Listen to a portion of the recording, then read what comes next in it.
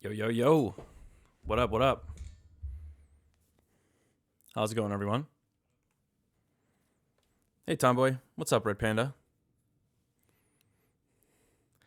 Can't believe this album comes with a free car game. I have become one with Forza. What's up, Noxel? What's going on? How Delansky? Or, hi. Whatever. Words. Who cares about words?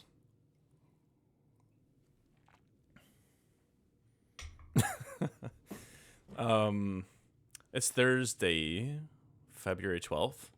Um, I've barely used my voice today to talk to humans, so I think my brain's needs a little moment of adjustment. But I hope you guys have been having a decent week so far. Out of touch Thursday, that sounds about right. Chef Wire, my dad is actually a pretty good cook. I never really remembered that about him, and then in my recent visits to his place that he shares with his wife in Austria, even she was surprised. She was like, "Damn, did you made this?" It's like a pretty impressive meal. I forget what it was called, but it was like this some kind of beef with like it's like kind of like wrapped in with rope with some veggies and other things. I don't know. Maybe it was a German thing. But his first name is Stefan, so we started calling him Chefan because of that.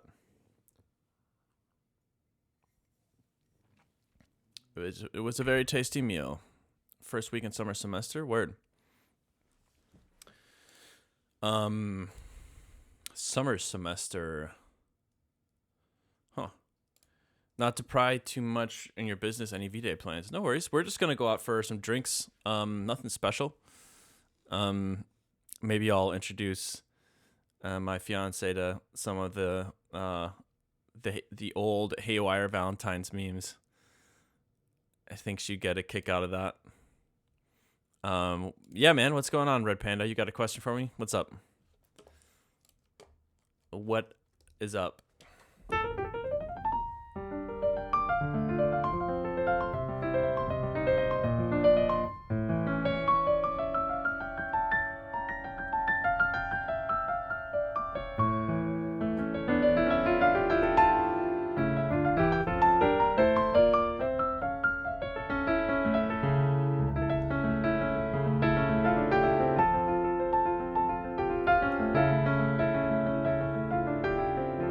Can I send you my album early?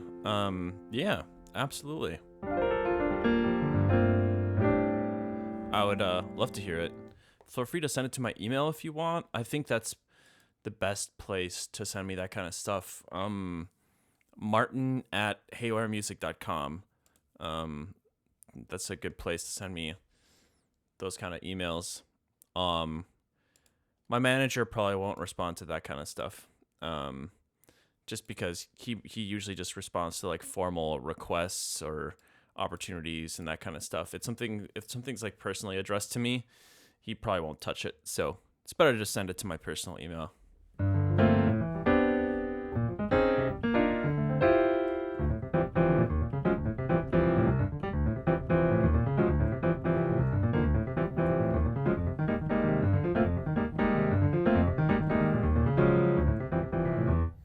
As an artist, what's more rewarding in economic terms, live performances or money you earn from albums?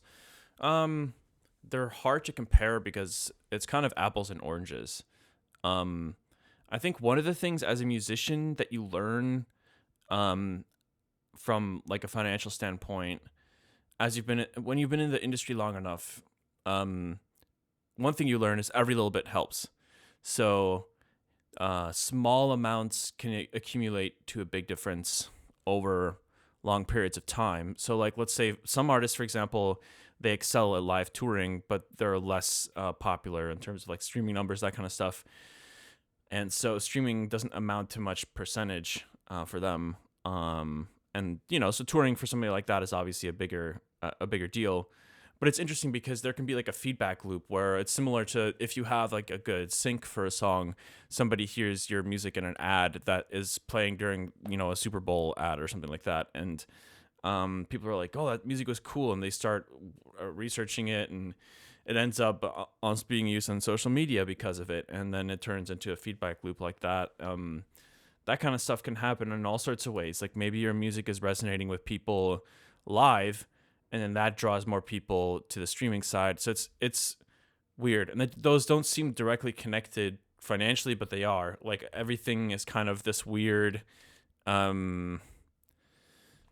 amalgamation of different benefits and drawbacks. Like with live shows, for example, I've had a lot of issues with live shows in the past because I don't DJ, so my overhead tends to be a lot higher. I have more costs, and that's not something I ever really considered a bad thing, because that's just how I do it. But it's made the economics of performing very different for me in the electronic music industry, where a lot of promoters are used to booking DJs and stuff. Of course, there's some people that are more than happy to book me and support me, knowing that there is that overhead. And a lot of the times I'm the one that has to bear that cost, but sometimes they're willing to increase, the fee or something to accommodate for me. And anyways, I'm kind of going on a little bit of a tangent here, but needless to say, it depends on the person primarily. I think for me, royalties, like the income I have from streaming, is kind of like what I feel is like my foundation. It's what I pay my normal bills with, my everyday bills. And then when live shows come about, honestly, most of the time I'm pretty happy with just breaking even. I'll give you an example. I'm not going to go into details, but with like these wave shows that I did last year, what happens normally is you get a flat fee. This is very normal for the music industry. You'll get a flat fee that's negotiated between your agency and the promoter, or to somebody that's representing like talent or doing like talent buying and stuff. And then that's all you get, basically. It's just like you have this amount, and then everything from there is up to you. So for example, what hotel to stay in, what airline to fly with, all those kind of things, and you take on that cost. And the fee is negotiated knowing those things. But ultimately, it makes sense. Like a talent buyer shouldn't be paying, let's say, for your, I don't know, like first class ticket to come play a show. Like they don't benefit or care about, where you sit on the airplane. And most of the time, neither do the artist, I don't think, unless you have so much spare money that you're just rocking first class every time. But all those decisions are up to you. And it's funny because I just got smacked with a random tax bill from California. I wasn't really handling this kind of stuff for a long time in my career. I had a financial manager helping me with this for some time, but I got hit with like an $800 fee for having conducted business in California. And random things like this will come up in different states. And for smaller artists like me, I mean, hey, if you're making like $100,000 a night, then who cares about getting slapped with $800? For a smaller artist like me, that's a little bit different. And I take those kind of things into account when I'm thinking about accepting a show offer or not. So it's kind of hard to compare them, long story short.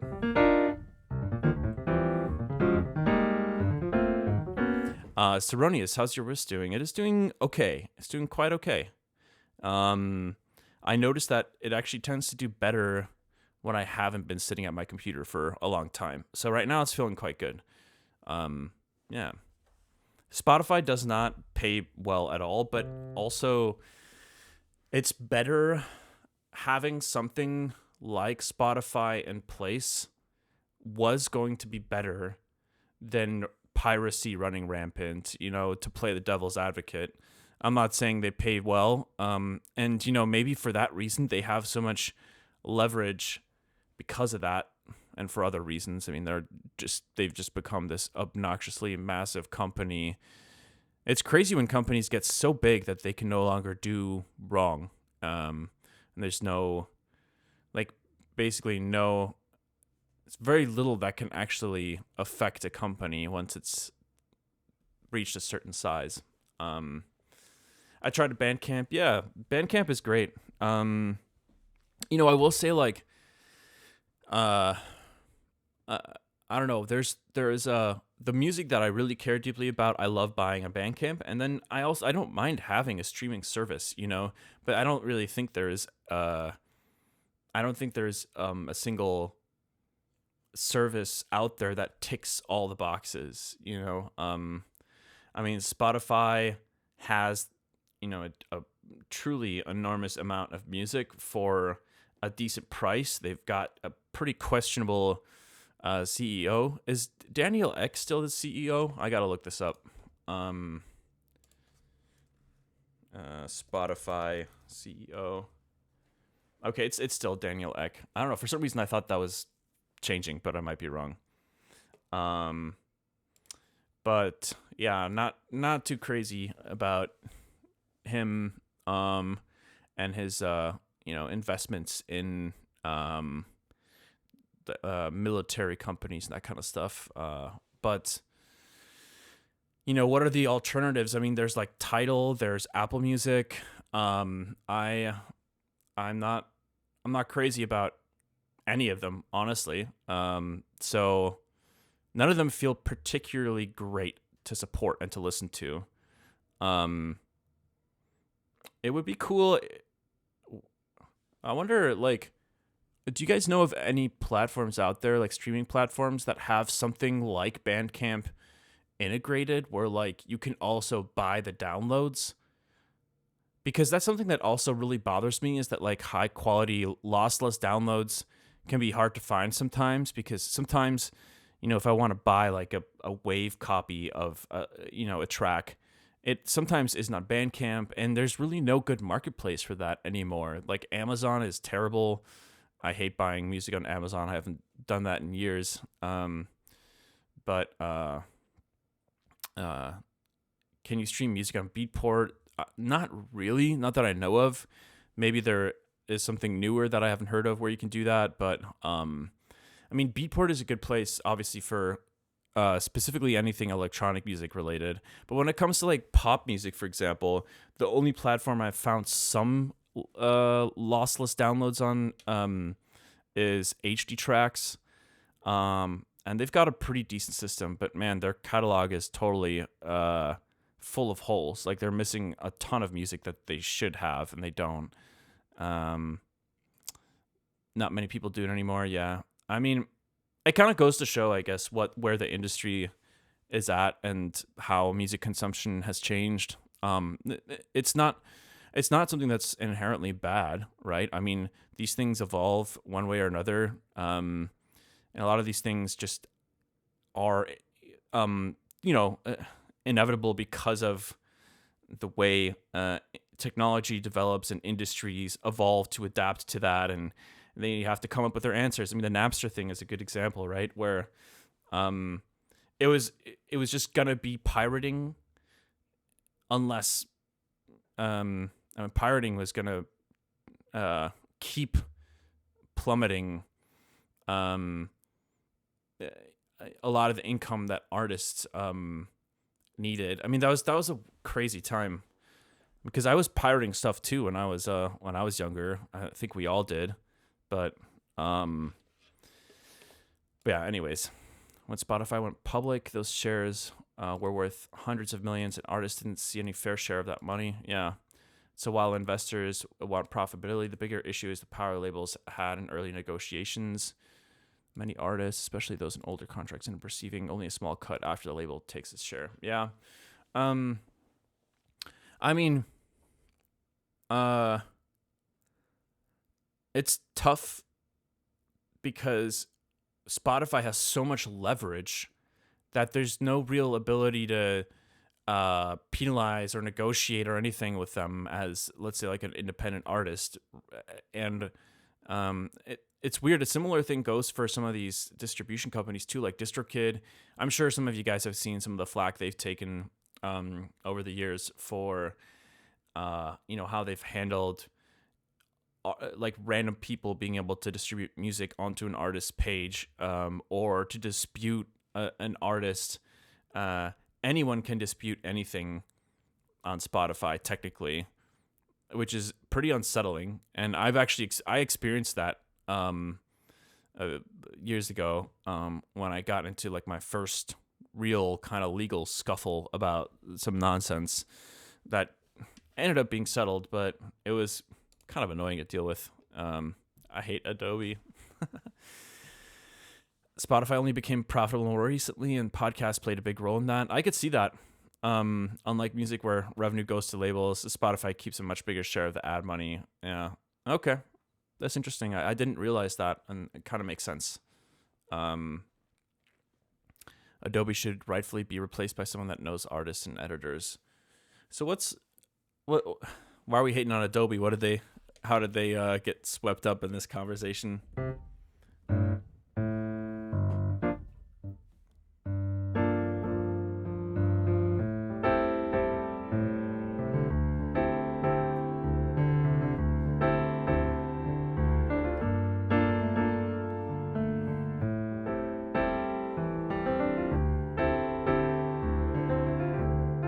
Adobe has the worst practices and everything. Yeah, I don't really pay too much attention to them. I have done the cloud subscription a few times. I don't like it. It is morally correct to pirate Adobe products. They trying to retire their Animate program. In general, they're not great with how they treat their clients. It's messed up. Huh.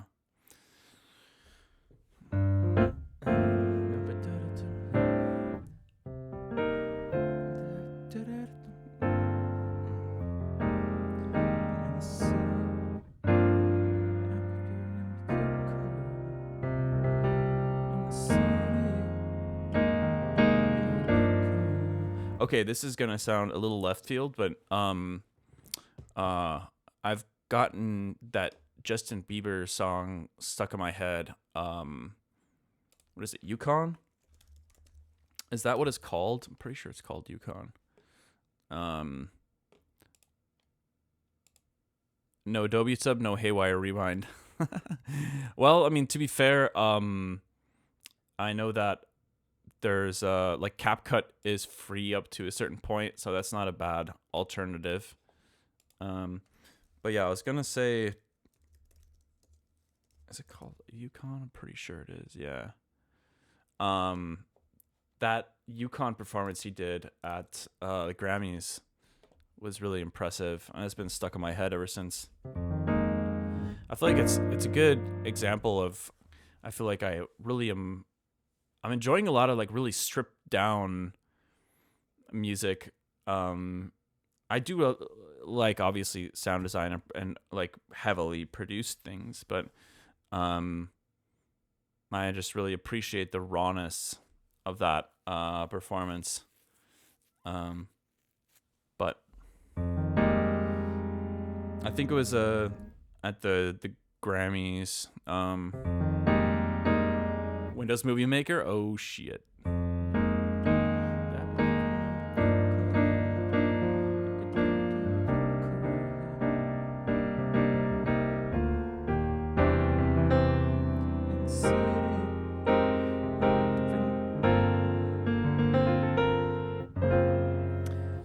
Yeah.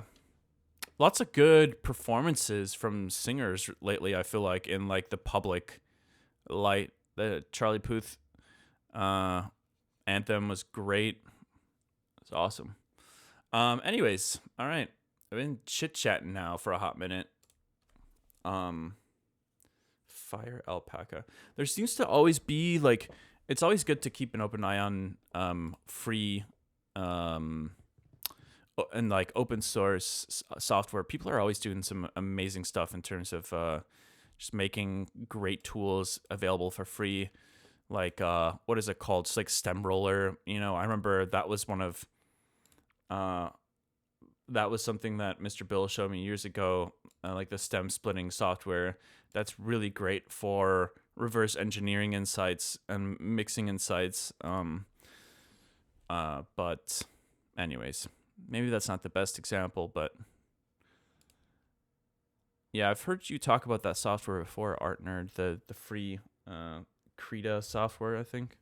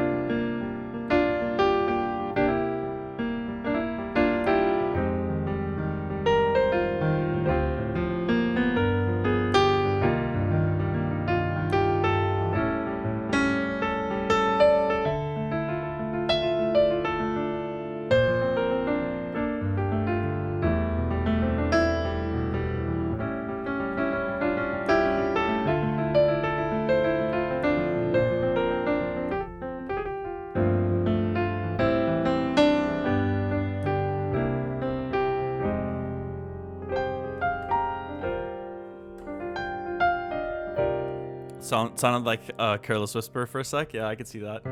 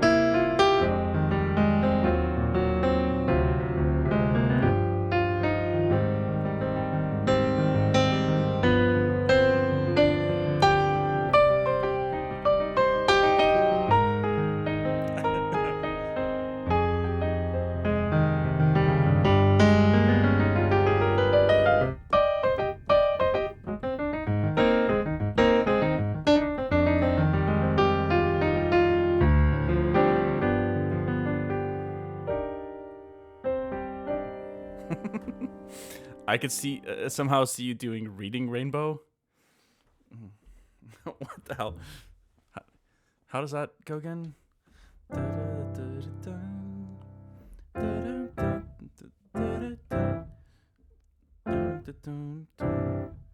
I don't know. That one's a little. I feel like there's not much to work with that one. Butterflies in the sky. Oh man, I remember. I remember when I was younger. early teens, I think, back when the internet, back in my day, back in my day, um, when viral videos would only come about like, once every few months. But there was this amazing video, somebody overdubbed Reading Rainbow music with DMX. DMX's like random chants. God damn, that video was so funny. What? It was DMX. That sounded more like a Little John impression there, but it was pretty funny.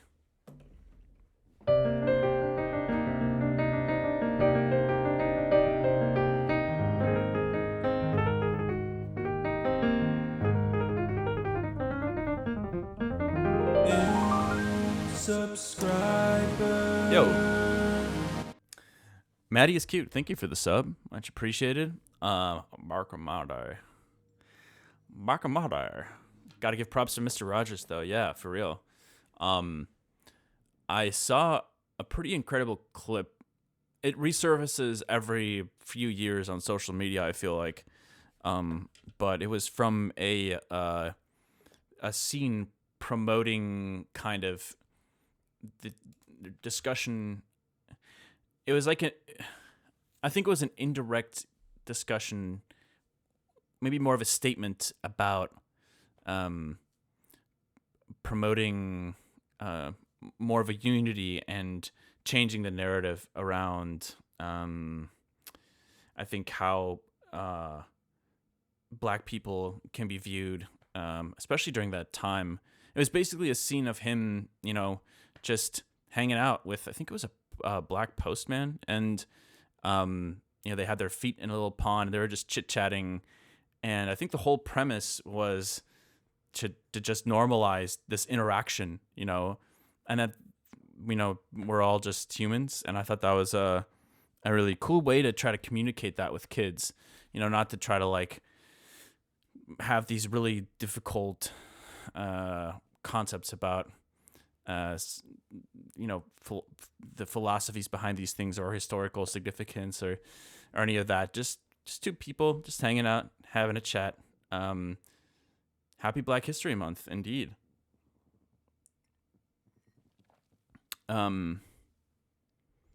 But anyways, what are we gonna do today? Oh man, I'm not gonna lie, I've been getting sucked more and more into these rabbit holes with I think that I've been developing an increased feeling of obligation to stay up to date with political news in our country as of late. And I think maybe out of naivety or something, I haven't gone through that much effort for this in the past. Treasure Train? What the hell? I don't know what that's about.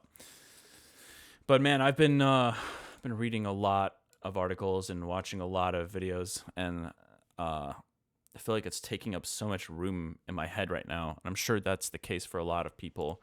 And honestly, I think it's a good thing in a lot of ways. We have a duty to hold our government accountable in the ways that we can. Obviously what a single person can do can be limited, and that can feel discouraging. But staying informed is one of the best things I think you can do, and it's also kind of a low threshold, right? I subscribed to something called Ground News recently, and that's a pretty great way to understand how, what breaking news is being covered and in what ways and by what news outlets and who owns those news outlets, how high their degree of factuality is. Yo, Everyday Swiss, what's going on? Good to see you here. Thanks for gifting that sub to Alex. Alex wasn't available. But yeah, I've been seeing this guy that I follow, Andrew Callahan, who runs Channel 5 News now. He's a really talented journalist, in my opinion, and I think objectively just a good journalist. But either way, I've seen him talk about it for a long time, and I eventually pulled the trigger. It was right around when the the all the Minneapolis stuff started going down. So that was when I was like, I pulled the trigger, and it's $5 a month. It's pretty reasonable, and it's really nice to be able to see. Normally with any news outlet, one of the issues is like you don't know how biased they are. You don't necessarily always know.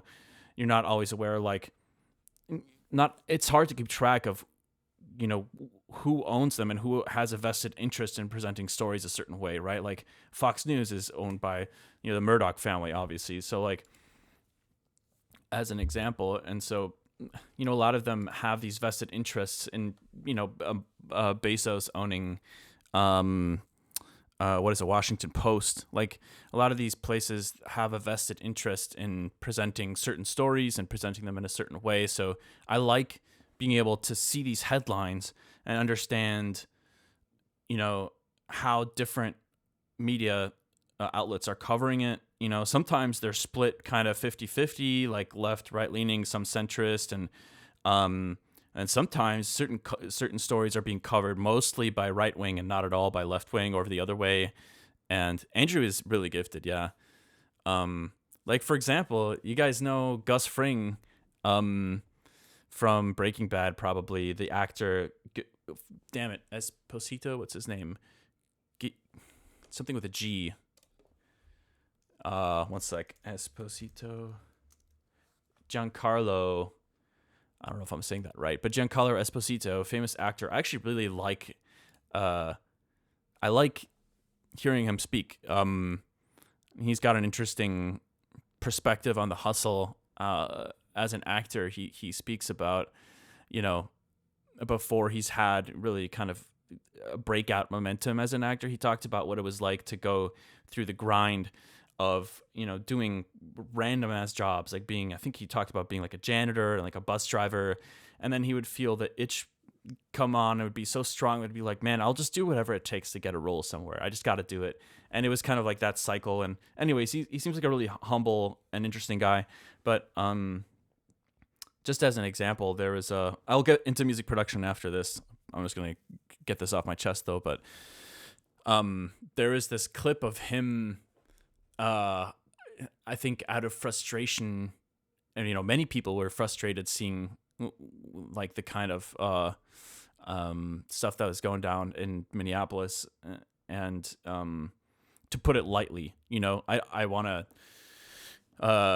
I don't know Twitch's terms well enough to know exactly how to approach talking about this kind of stuff, so I'm going to tread lightly here. But he was really upset, and Giancarlo was, and he said something that was eaten up by a lot of right-wing media, and it was fascinating to see that the headlines, the framing was kind of like, oh, these kind of like crazed Hollywood actors are like these left-wing lunatics that want to have an insurrection or something like that. And it was basically all covered by right-wing media. But anyways, that being said, I like being able to see whenever a headline is popping up, whether it's leaning one way or another, a certain story is breaking, and like seeing where, like, obviously the other side of the coin can be true too. Sometimes the stories break and then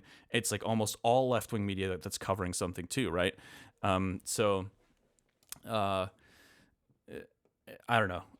I think in a time like we live in today where we don't even know sometimes the filters through which we're being fed information.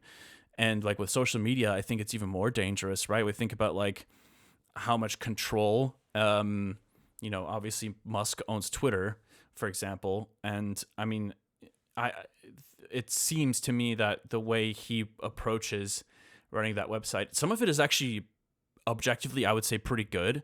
Like the community notes is a really great feature, I think, objectively.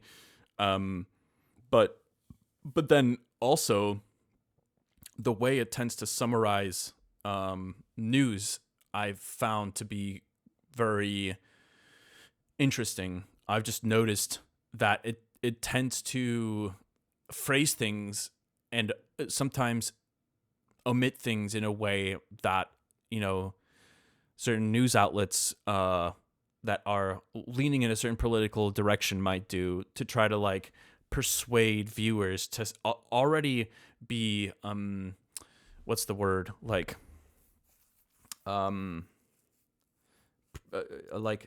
to frame the issue in a way where they're already they're set up to see the issue in the way that they want them, if that makes sense. Community notes was way before Musk. Oh shit. All right. Well then, never mind. Was it really? I don't remember that.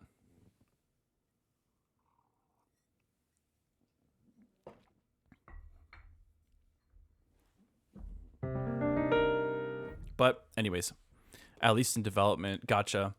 Maybe that's why.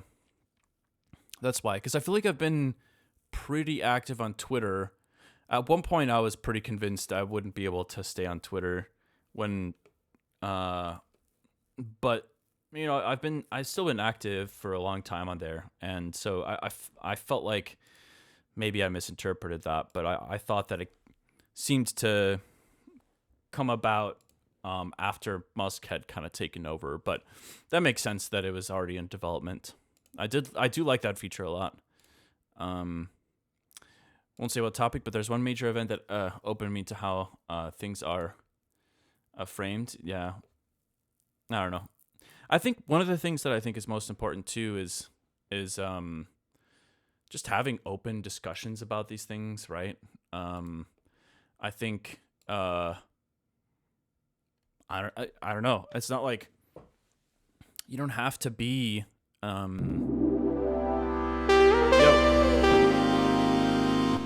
Complete sidetrack of a question. What are your thoughts on Klipsch speakers, brand? I actually don't know Klipsch speakers. Sounds like a German brand though. You should post on Blue Sky. A lot of my favorite EDM artists are on there. Yeah, for sure. Twitter does make me pretty mad sometimes. But anyways, they're fully built, manufactured in the U.S. Oh, it just sounds a little bit like a German name.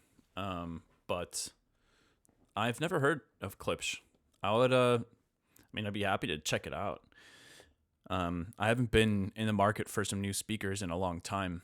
But yeah, maybe next time I am, hopefully I can get to a store that has those. But I feel like was I gonna say something? I don't remember. I was just gonna say, like, I think it's just healthy to have conversations,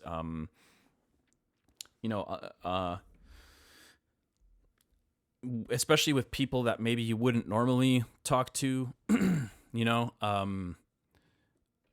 There are definitely dead end roads, and there's some divides that are just like not bridgeable, but like sometimes you can just learn so much from speaking with people that I don't know, maybe you can always learn something from someone else. I think I'd like to think that, at least. None of my managers came to work today. Had a pretty fun day. Hell yeah. That's how I feel in the studio most of the time. You guys are my managers in a way. Okay, let's get into music. I've been sitting here freaking chatting for like an hour now.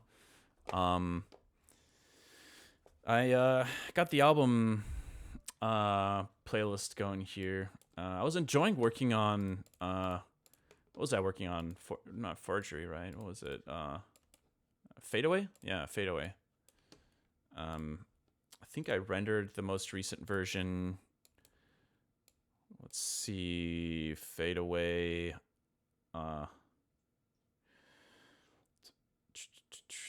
Is it this? I think it's this one. Let's unwarp it.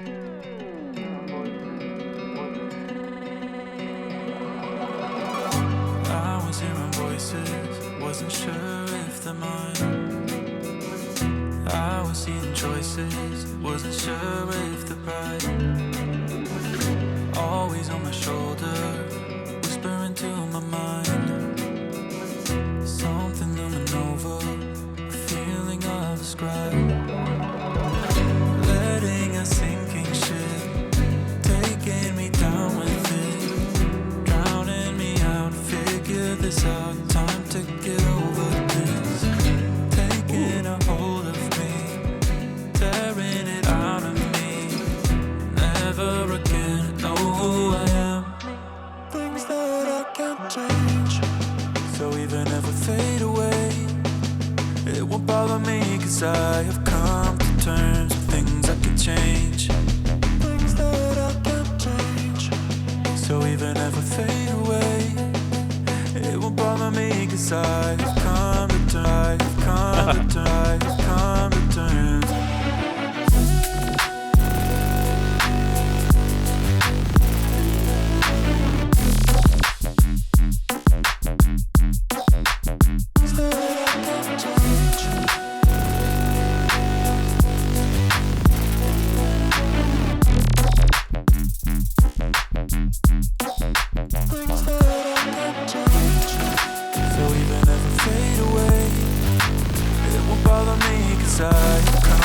Terms of things I could change. Things that I can't change.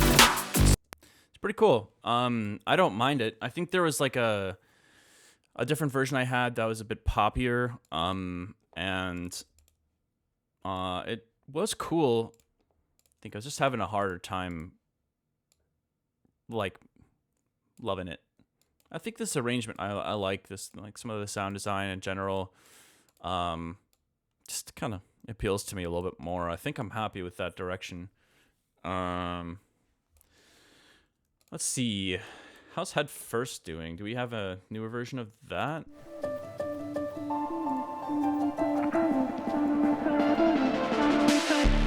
I know if I ever look back, I could find plenty went back. I can tell you right now that there's plenty of things I don't understand. Some things I don't work out, what it says. Feel my heart trembling, 'cause I know I'll do it again.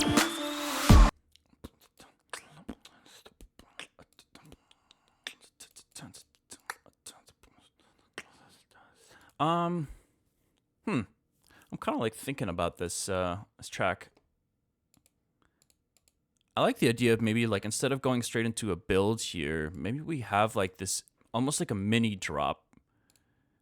Like we play the melody here with like a drum beat with like not a lot of mids, nothing super beefy, but like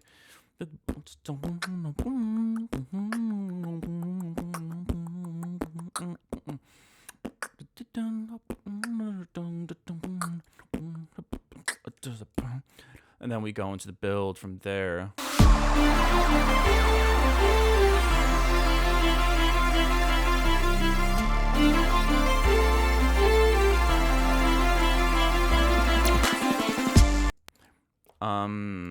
I kind of want to try that out. I'm going to open up Head First. Where's Head First 4? There we go. This should be the most recent one. One of my faves. Thanks, Delansky. And then tonight, one of my goals is to get the next key collection project finished up. So it's been it was nice to have some releases to center the key collection stuff around, but I really want to try my best to keep doing monthly stuff on there. And I think I'm gonna just create basically a big Twitch pack with a bunch of things.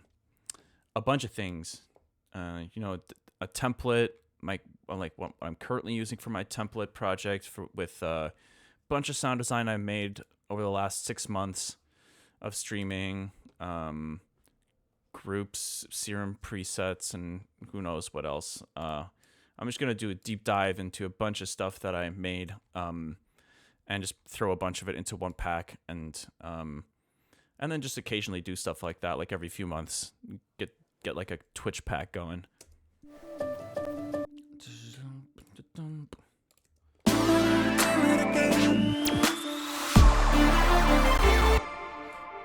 Okay, so OG build.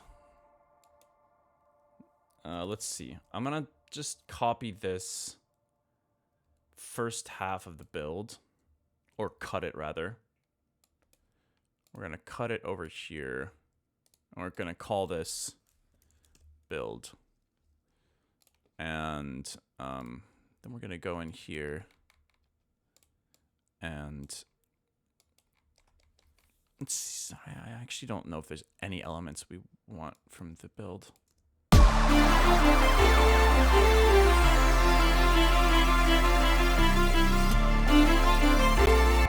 Random thought, but a lot of jewelers have sales this time of the year. I didn't know that. I gotta hit up one of my best friends is a jeweler.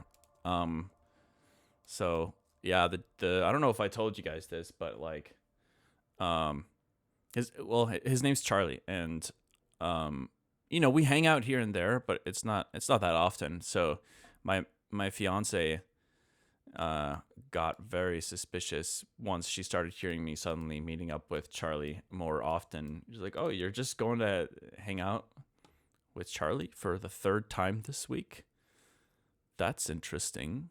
And but other than that, I did a really good job of trying to keep it a secret from her. So that was pretty fun, surprising her with that.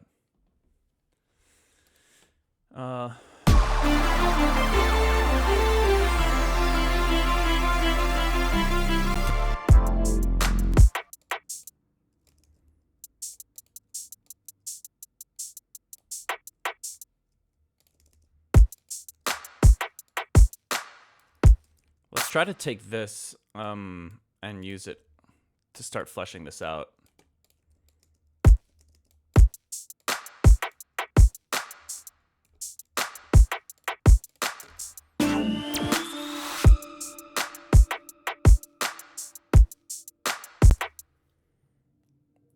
Martin, delete the VOD. Wait, what did I miss? Hold on.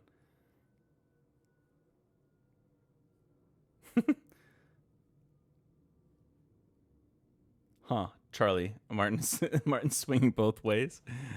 I think if I was, I would know by now.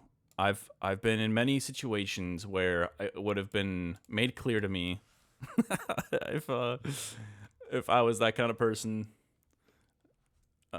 I'm about to turn 34. Not that like being old somehow stops people from being closeted. I think people should absolutely just embrace, whatever. It's kind of weird. I feel like there's so many beliefs that I have that I always I haven't really expressed very much, just because they feel like a given. And we live in a day and age where I think you can't take anything for granted. It's in general, but like, man, especially not now. And I feel like, I don't know, who cares about that shit? There's no reason to judge someone for something like that. But anyways, not that you're judging me, yes, Sion, I know. But that being said, I would know by now if I was swinging both ways.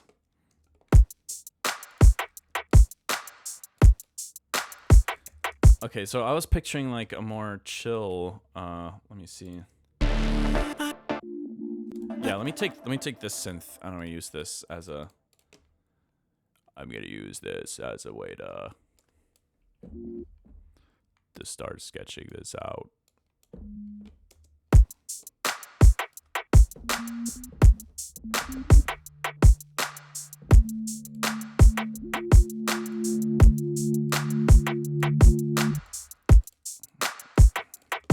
Okay, let's listen to the drop chords again. Sometimes I get the timing of these a little wrong.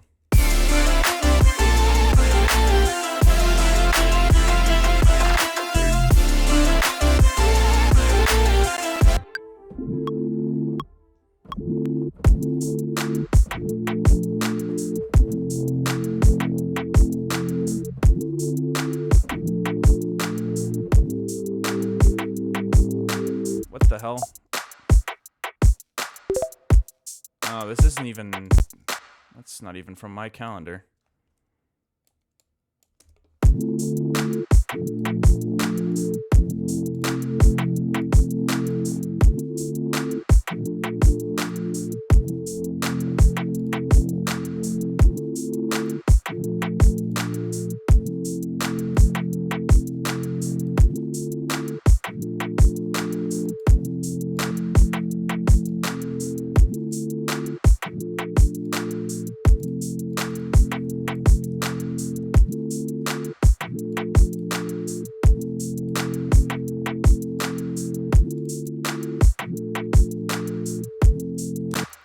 Why did these still not sound like they're starting?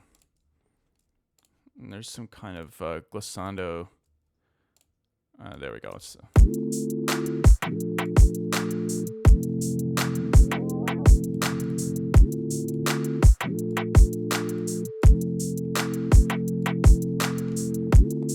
okay, here's what I was picturing. Then we take a really gentle little lead. We play.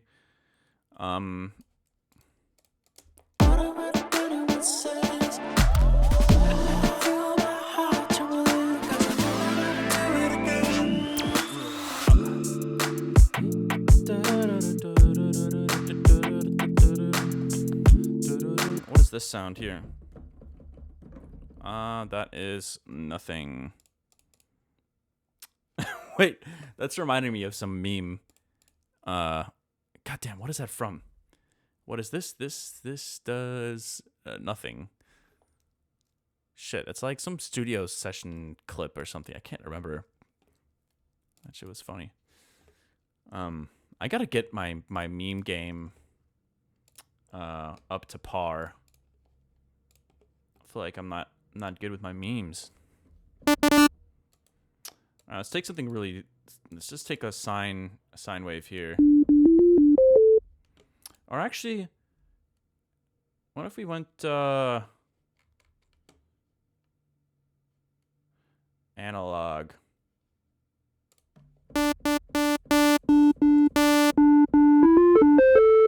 That's kind of a nice wavetable.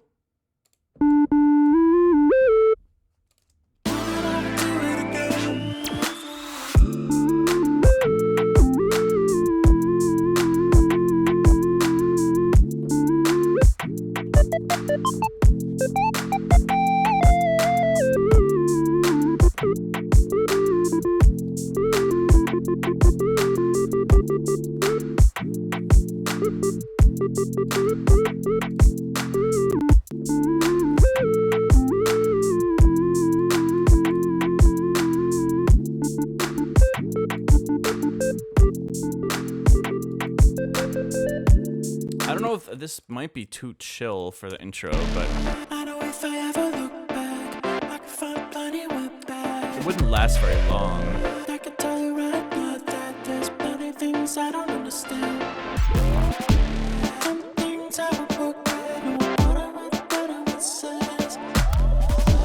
Feel my heart, you will, 'cause I know that I'll do it again.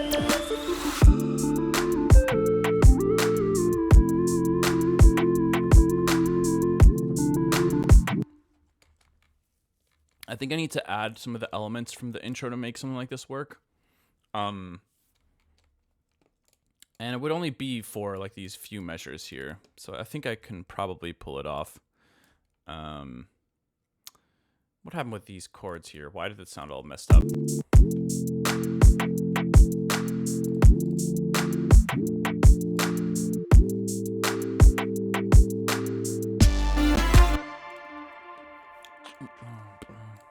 Let's get some of the sound design, like these, maybe these things in here. What does this sound?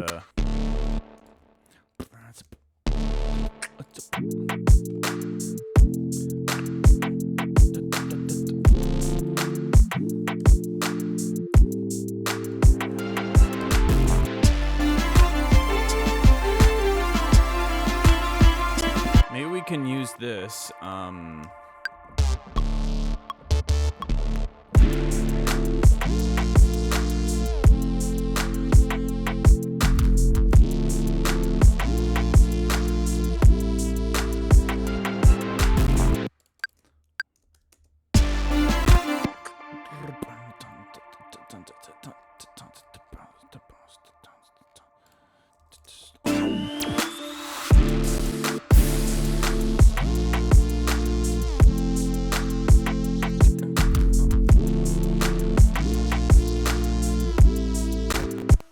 The fuck? Why is this still bothering me?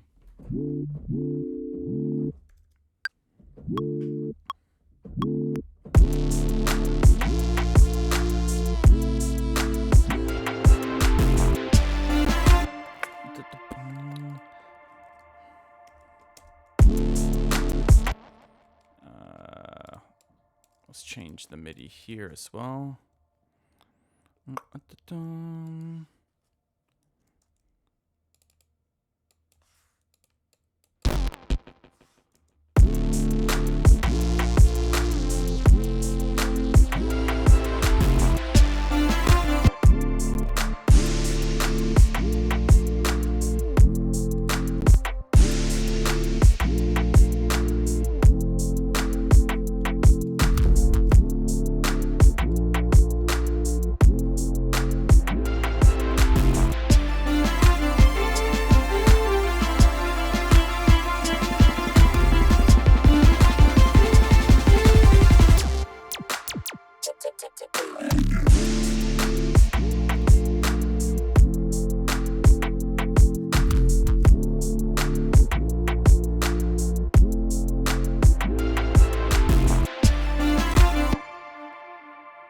I have no idea what you guys are talking about in chat. Give me this water.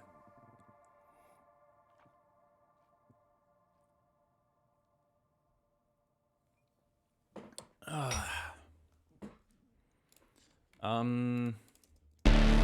know if I ever look back.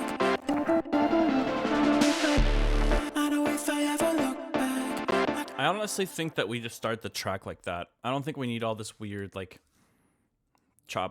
piano chopping. I think we just start right there with this little snare fill thing. I know if I ever look back, I can find plenty went back. I can tell you right now that I know if I ever look back, I can find plenty went back. I can tell you right now that. Okay.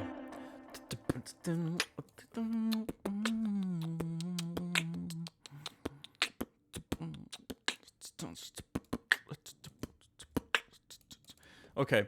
I think we need to remove some of the beefiness from this kick drum and try to use something a little bit gentler. Let's I don't really know exactly what. I just want to retain the beefiness for the drop drums.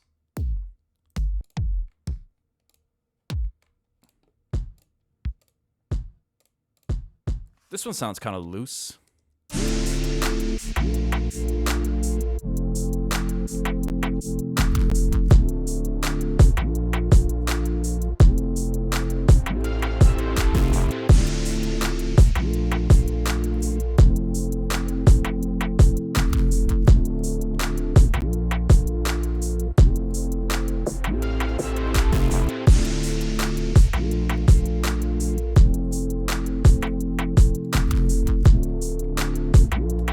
Actually, maybe we end or break the break this off at the last beat.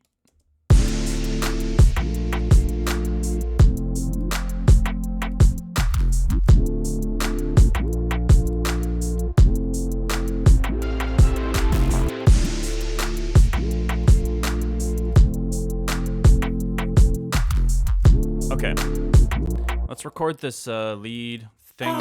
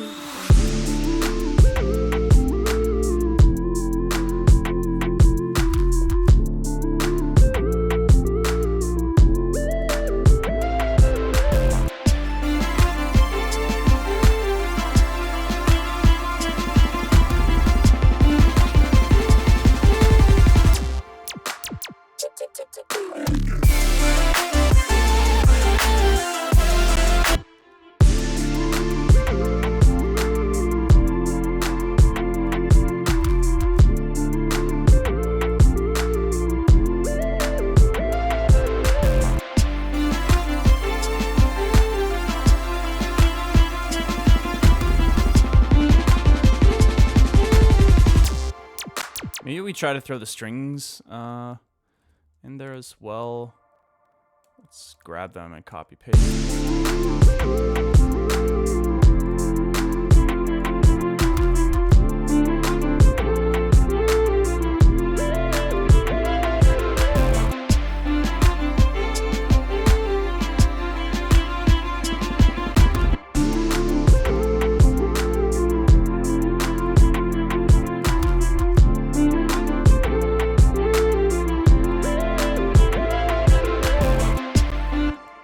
I actually kind of like the low pass strings, maybe less low passed.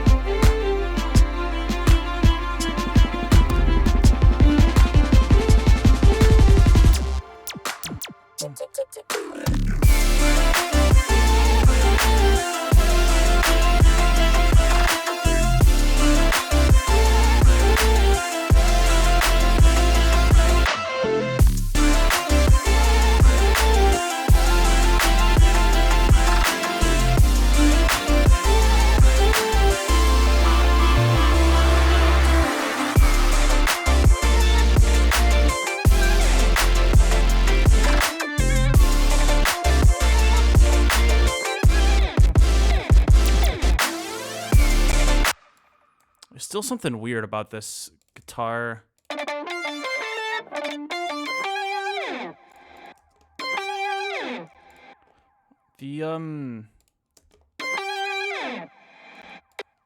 Why does the pitch bend sound like it's doing like semitones?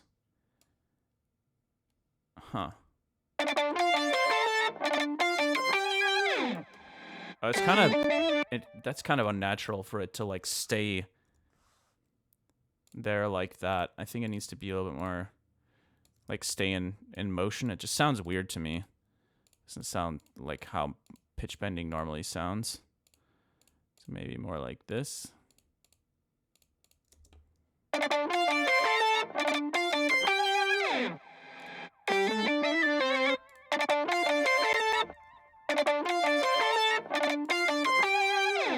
Actually sounds a little bit better.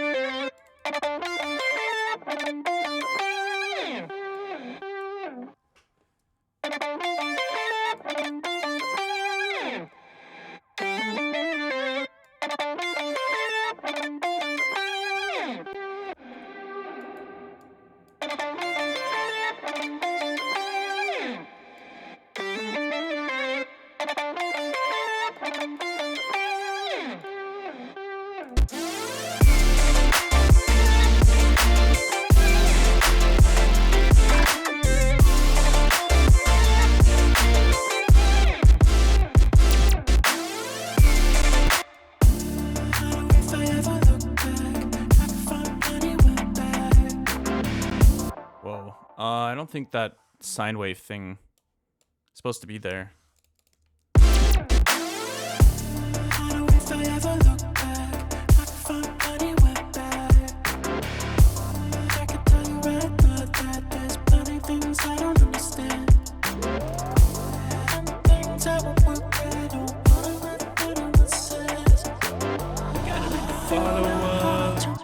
Yo, thank you for the follow. Real on piano.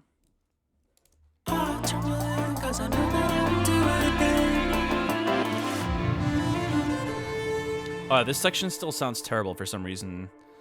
Mostly because I don't think I know how to EQ live string takes properly yet.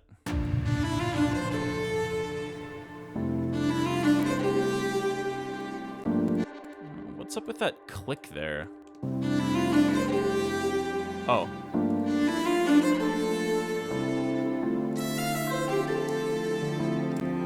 It definitely sounds funky to me, but the dynamics generally seem okay. It doesn't sound like super, like, I don't know. It doesn't sound like certain frequency ranges are going all over the place, so that's good.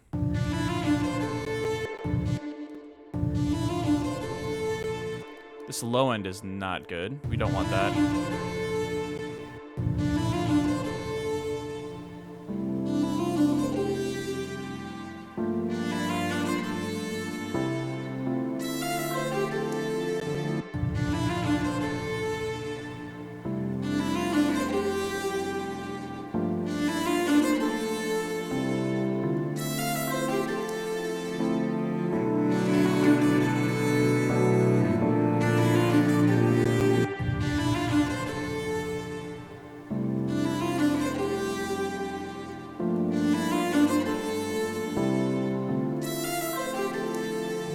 That specific riff is still a little harsh, but not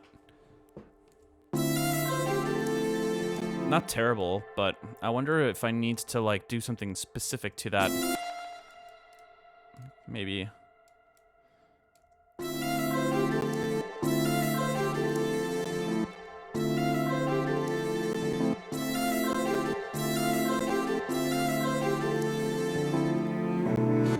Maybe I could just have that on there. I don't know. Hold on. First of all, how does this EQ sound compared to before?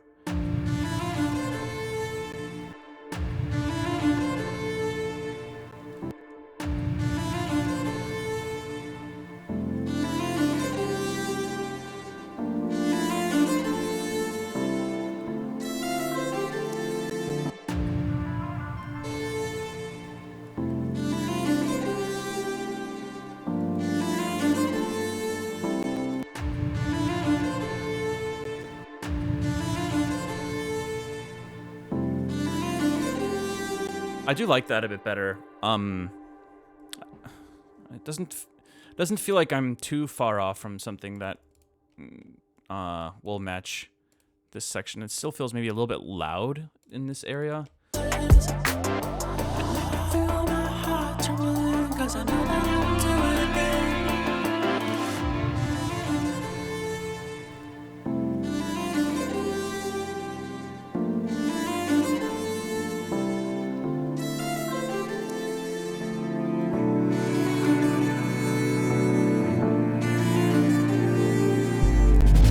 I think part of it is it's a little bit it's kind of being exposed a lot at the moment.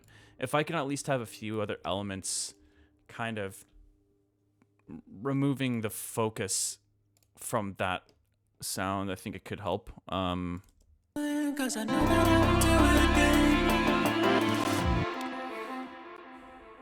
it could also flesh out the feeling of that section a bit. It's really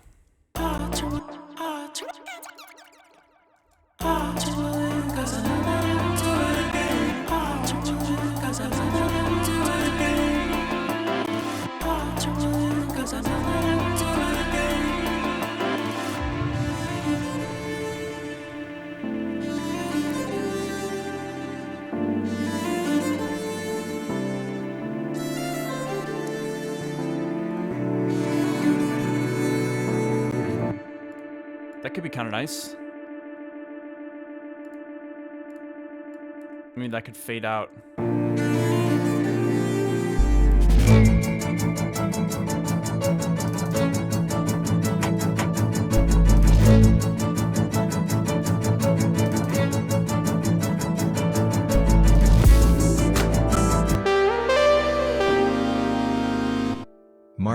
You said you wanted to learn how to do drums and stuff like Haywyre, right? Would you like to have a free lesson with me? I can show you everything and explain a couple of things if needed. Yeah, man, that'd be fun. I'd totally be down to chat about that. I'll hit you up on Discord.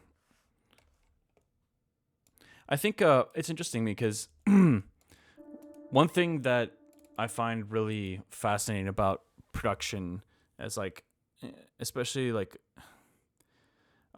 sound design, but also, you know, mixing, maybe to a degree mastering, but mostly sound design, is that a lot of it is kind of playing with these auditory illusions and the way that we perceive sound, and kind of toying with that in a way that like provokes certain emotions. And like, you know, with cone sound, for example, they're my favorite example with this kind of thing.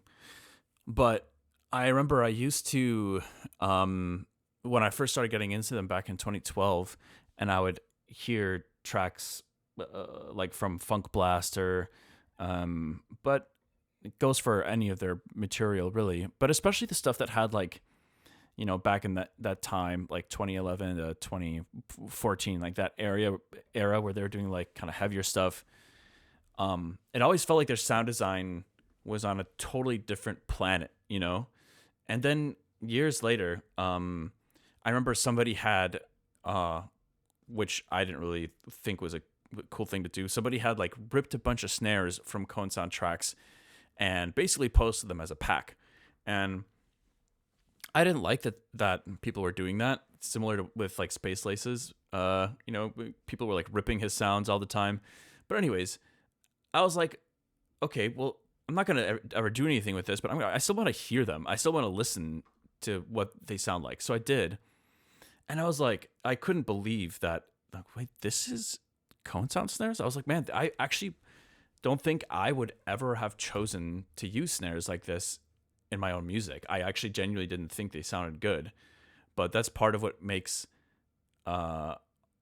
artists so interesting, right? It's like those choices that are part of your perspective and your vision can make those things sound good. But anyways, the reason I'm bringing that up is because I feel like Oliver is similar in that sense where, you know, I've tried to use some of their, for example, some of their packs in my music, and I do, but very specific, very few things actually work in my workflow because a lot of the times it's just too Oliver-y, right?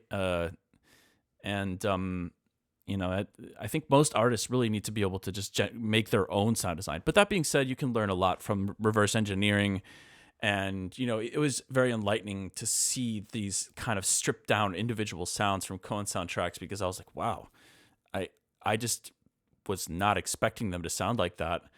And they, to me, they sounded subjectively like not good. And then I think that that's part of what I was talking about with like this whole playing with the illusion, right? The illusion of music in a way is that we always hear things in a song in context, right? We don't ever hear, when we're listening to a song, we don't hear all the elements on an individual level. I think people like to think they can. Like, you can separate elements by, like, in your head and kind of like imagine just the vocals or just the drums, right? And you can certainly do that, but you're still experiencing it as one waveform. It's still all hitting your ears at the same time. And like you can't ever experience a song out of context, right? Everything is in context.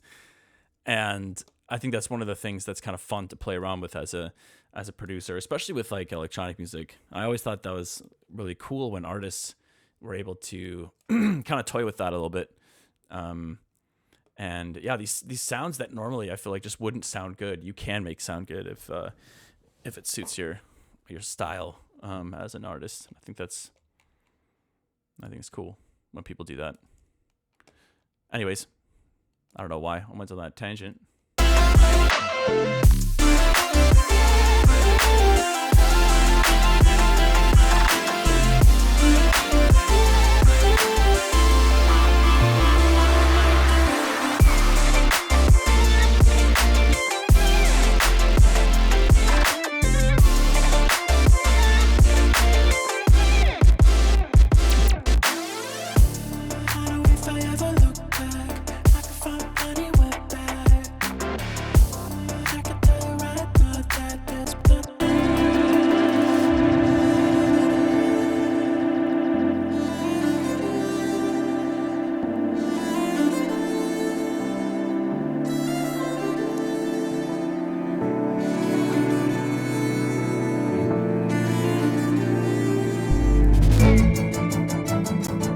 think it also needs a better reverb patch on it. Where is it? Excuse me. So we got Valhalla here.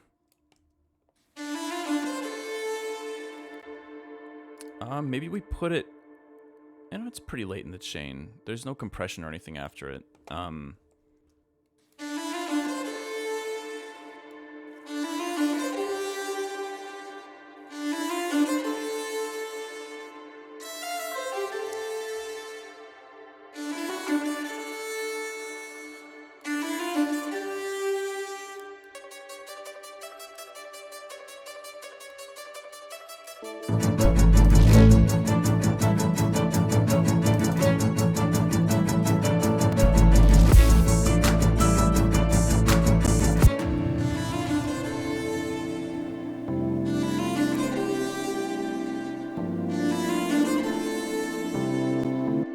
I wonder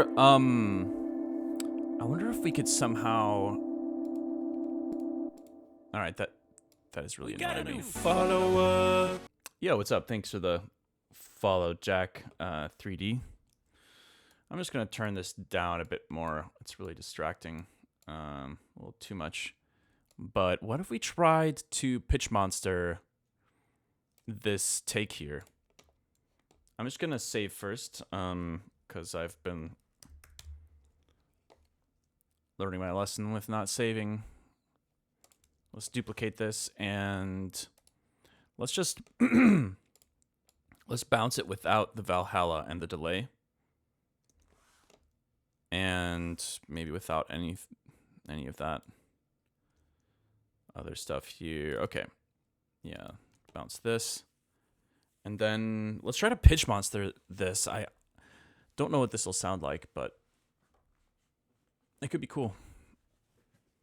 I just want something that's using the audio as a source to potentially add some other layers in here. So let's grab pitch monster, throw it on here, and let's do MIDI. Let's grab let's just do smooth vocode, 0 pitch. Turn the unison and pitch spread down. Set this to MIDI polyphonic. Send this to 123 strings. Okay, let's see what this sounds like.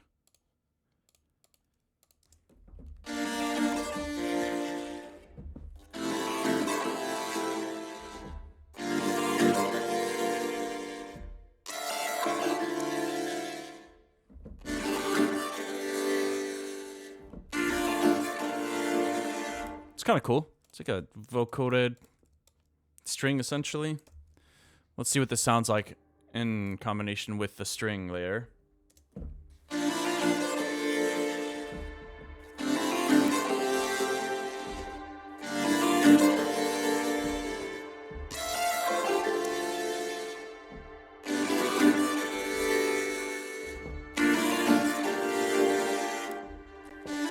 It's kind of cool. It adds a flair to it. It would need to be processed a bunch, probably, to not sound as harsh.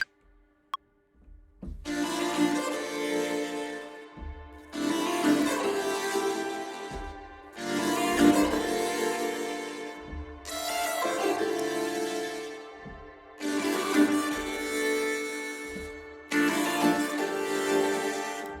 was exploring the voicings there a little bit too. I think that... Let's try it one more time.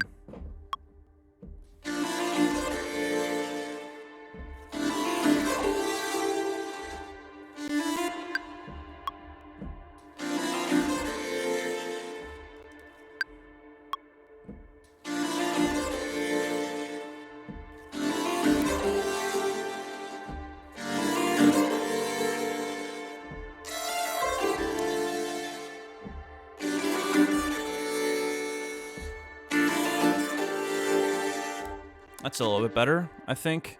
Let's take a look at the EQ.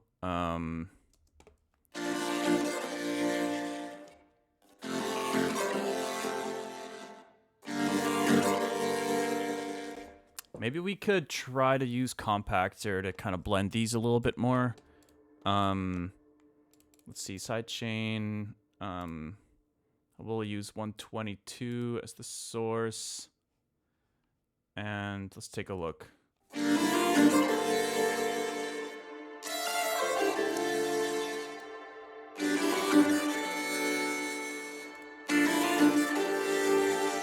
Okay, maybe let's get rid of some of the high end here.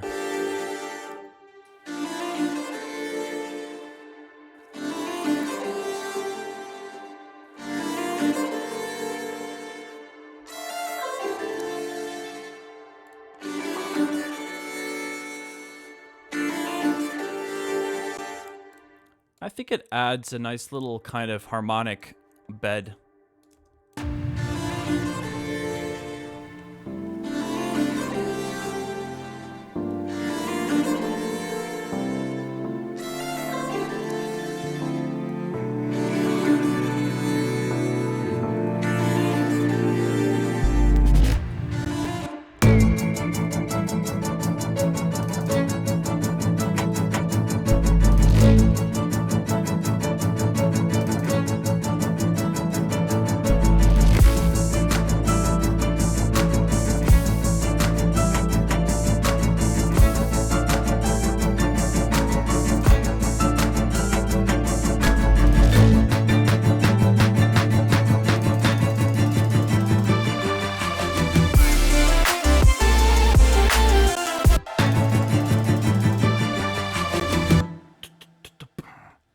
I think I want to have a really dry last couple of hits here with some kind of sound. I don't know what, but I think I want two like really short instead of the kind of like all these like washed out reverby elements.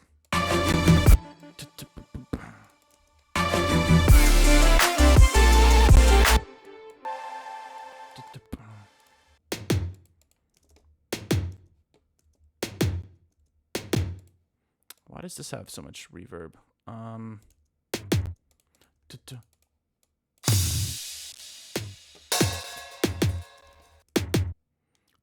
Let's shorten these.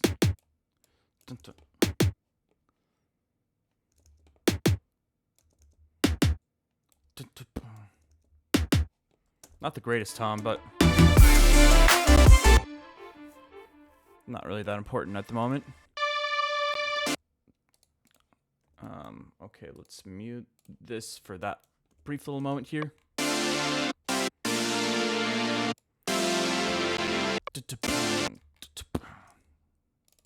What other elements are playing here?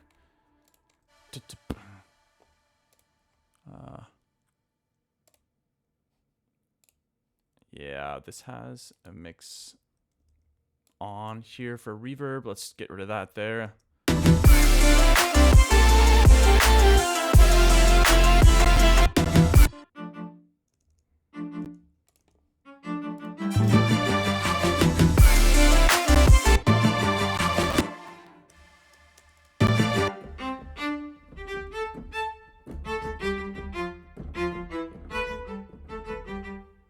Damn, this delay, it's crazy. All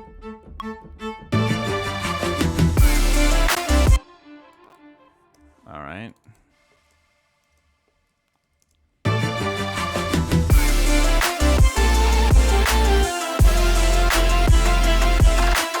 We're gonna bounce that.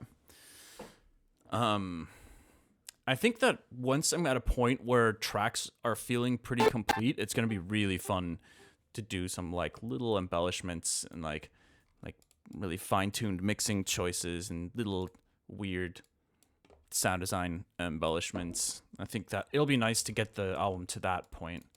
But we're still a little ways away from that. Okay, what other elements here are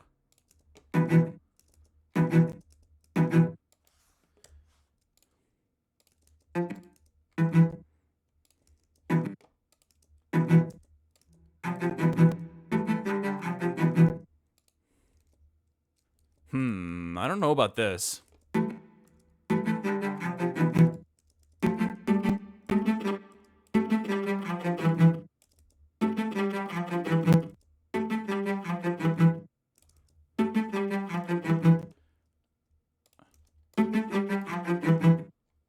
kind of like that better. I don't really like that fifth in there.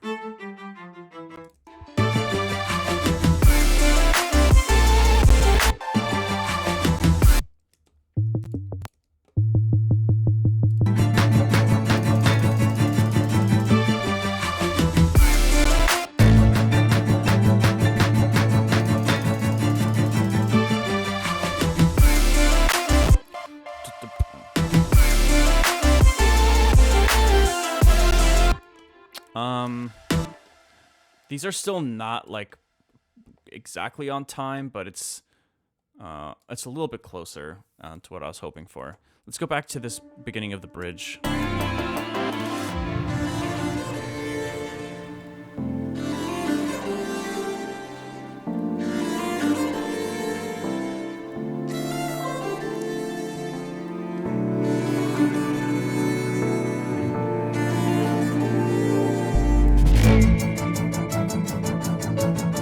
I don't know. This section still feels really like, I think the writing is fine, but I don't know. This is just not turning out how I was hoping it would.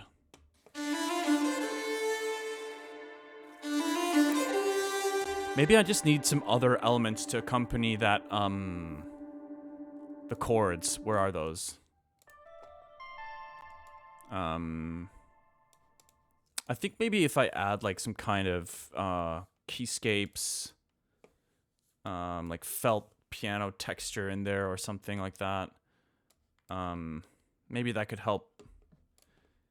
It's just not sounding very, very convincing to me right now. It is not.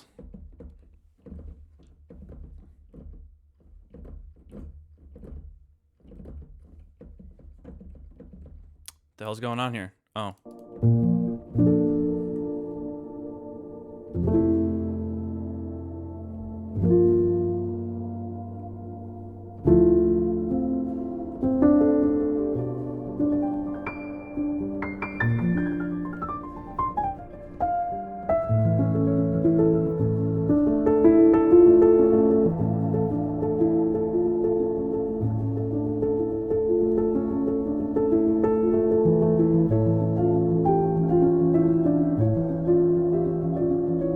That little pad in the background of this patch is really nice.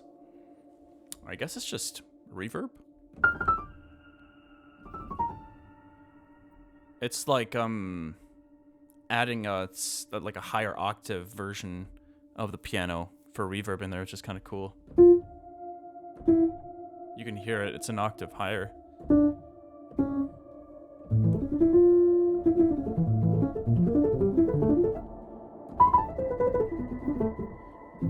Okay, anyways, let's try this out. Let's turn this down a little bit.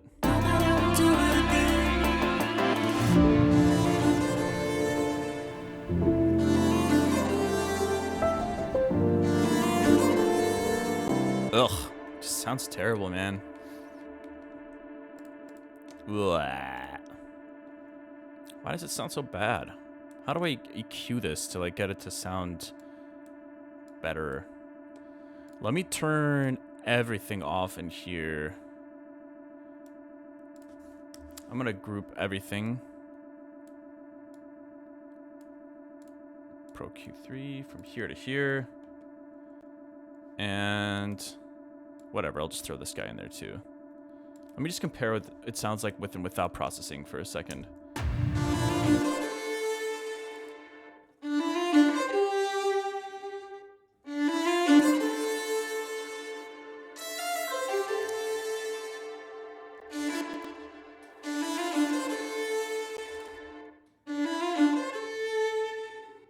Oh, there is a little bit of random stuff being stacked on it on top of this because of the group. Huh. I didn't think about that. Damn. This was maybe not the smartest way to go about this.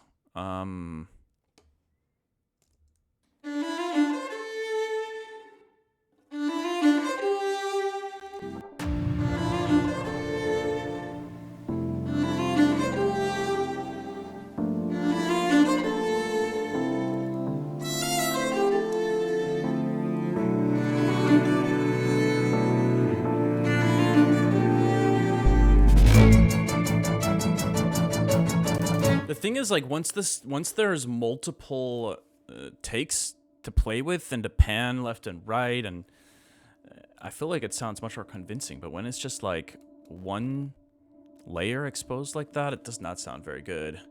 Maybe I need to ask my man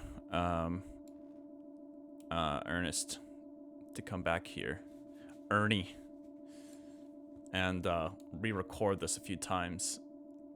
It could also be like a performance thing, the take.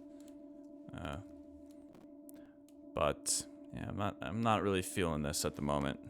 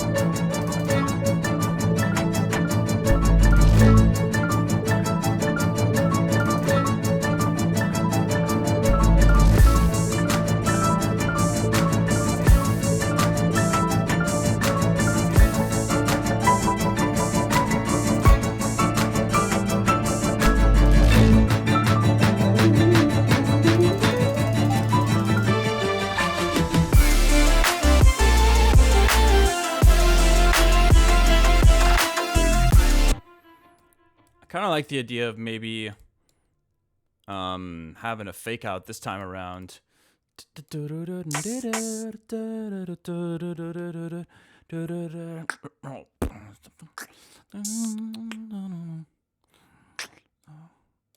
Let's try this out. Because once the track is out, we can no longer change anything. That's why you might as well give it a shot while it's not finished yet. Let's see.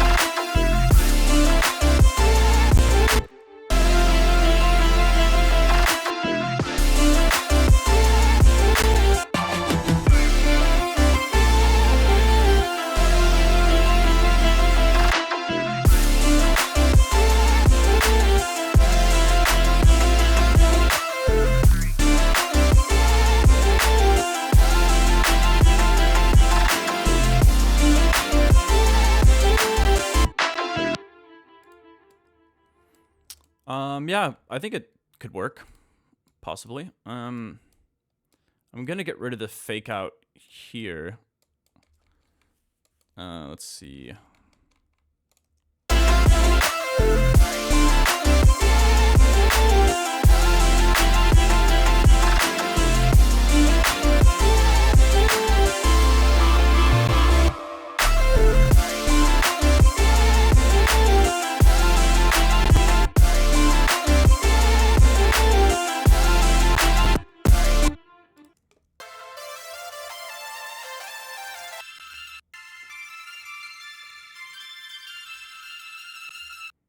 Oh.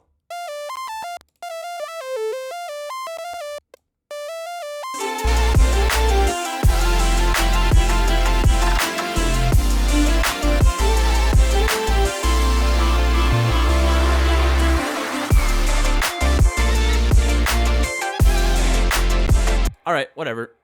That's fine for now. I'm just going to save this. I think I do want to record that piano for the bridge in the meantime, to help me decide on whether to just omit the string idea altogether.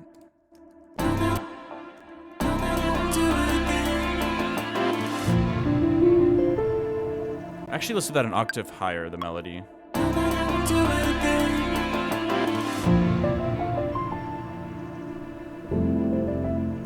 Damn it.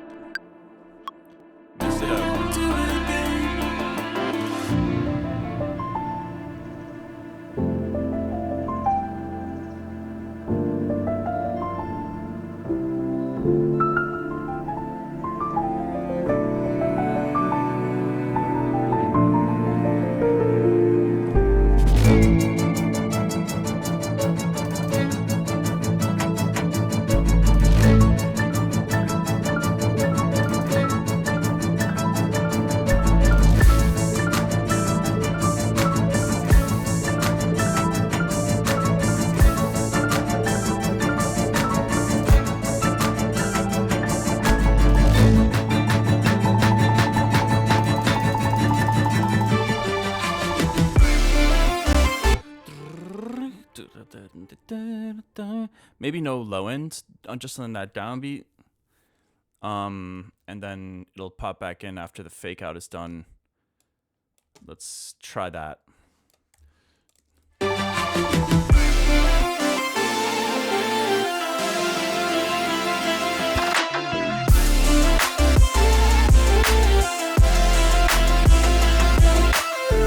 Yeah, I think the arrangement makes sense.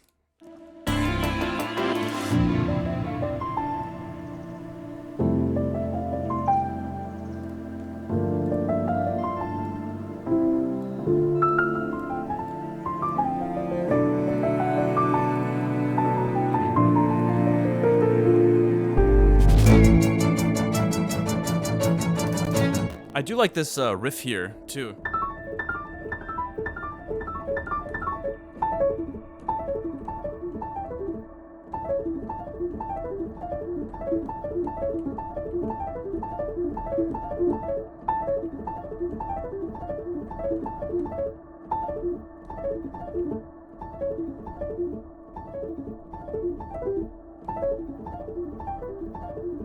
I'm trying to think about what's going on here. 1, 2, 3, 4, 5, 6, 7.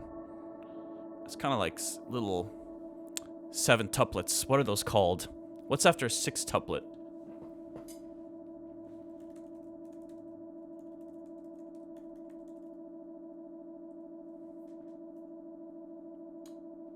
A septuplet, right? Okay, a septuplet. 3, 4, 5, 6, 7.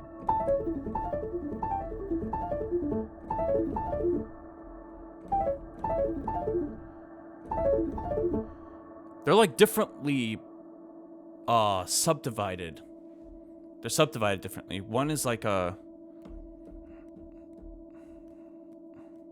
like a 1.5 beat septuplet, and one is a half beat septuplet. Interesting. I'm just gonna record this real quick. Let's see. 1, 2, 3, 4, 5, 6, 7, 8.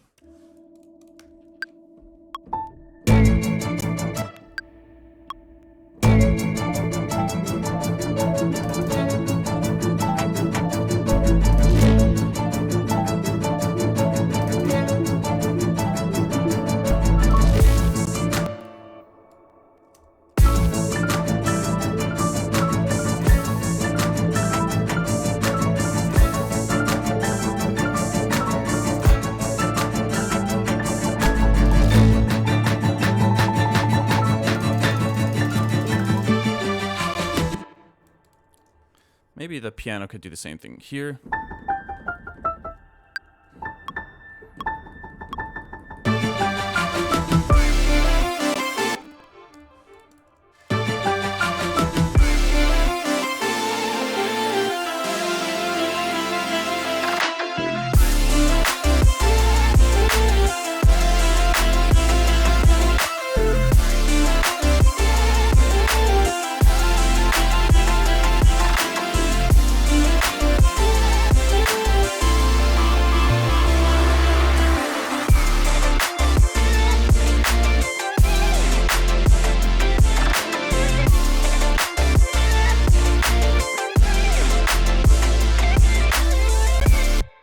Yeah, septuplets, baby. Septuplets. Okay. Hold on. Is the outro intact if I mute that one string layer? It is.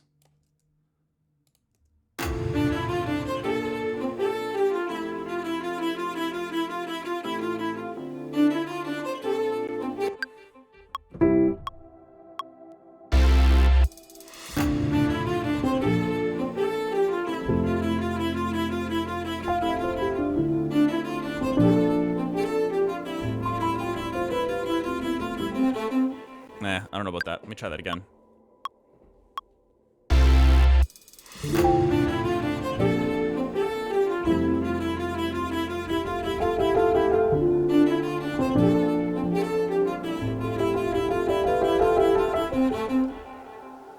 I like those inverted thirds.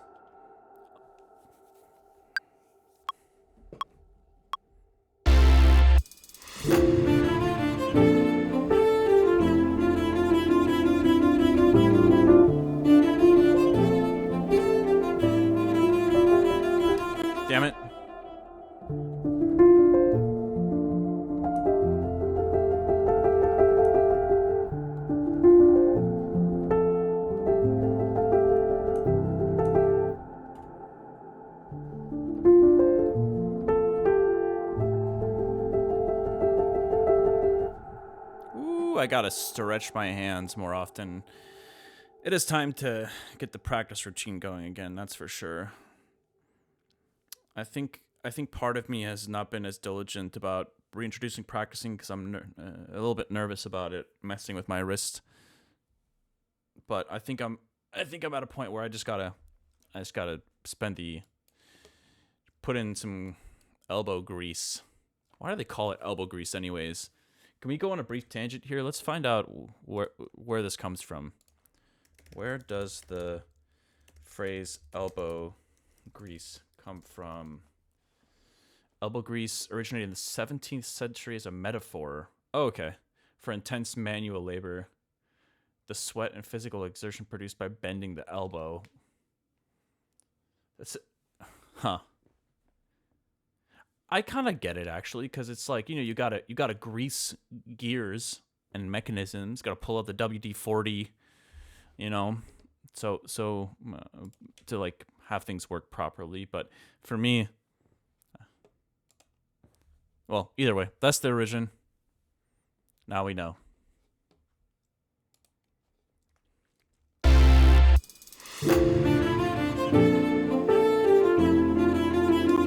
Okay, let's record this one more time.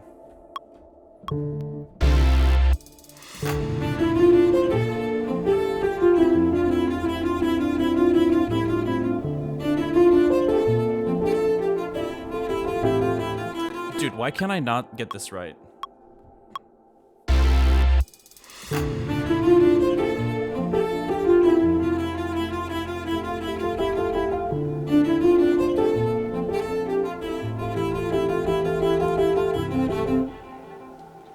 Okay, that was pretty close. I'm just gonna manually change these last couple of notes.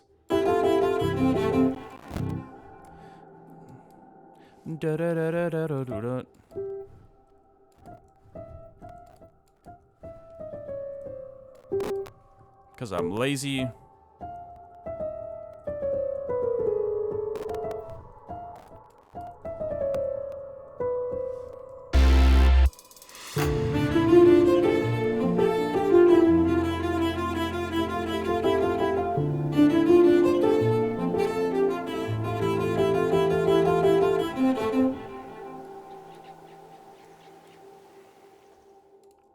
You know what? Scratch that. I'm gonna delete this and do it one more time because I realized that as beautiful as those sixth harmonies are, I don't want them in the outro.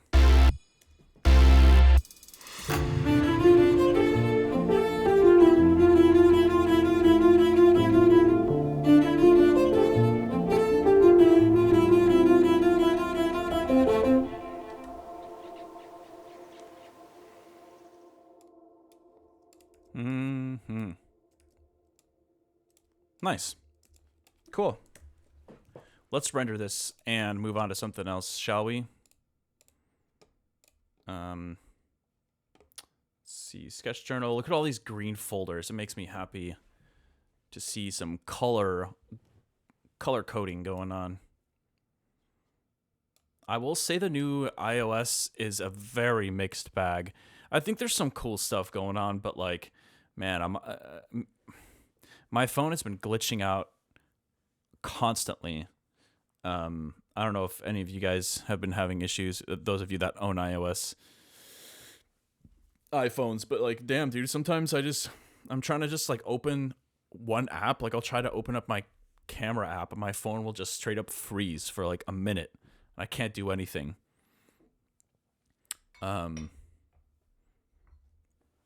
And it's been like a month since the update has come out, right? I mean, I don't know. I mean, like obviously whenever there's an update, like you can expect some bugs and such, but it really rubs me the wrong way when these massive companies, you'd think that things like that would be troubleshooted. They're, I don't know. Bugs like that just shouldn't. We got a new follower. Shouldn't be there to begin with, let alone be around for that long. How are you, Haywyre? I'm doing well. Thanks for randomly asking me that. I appreciate it.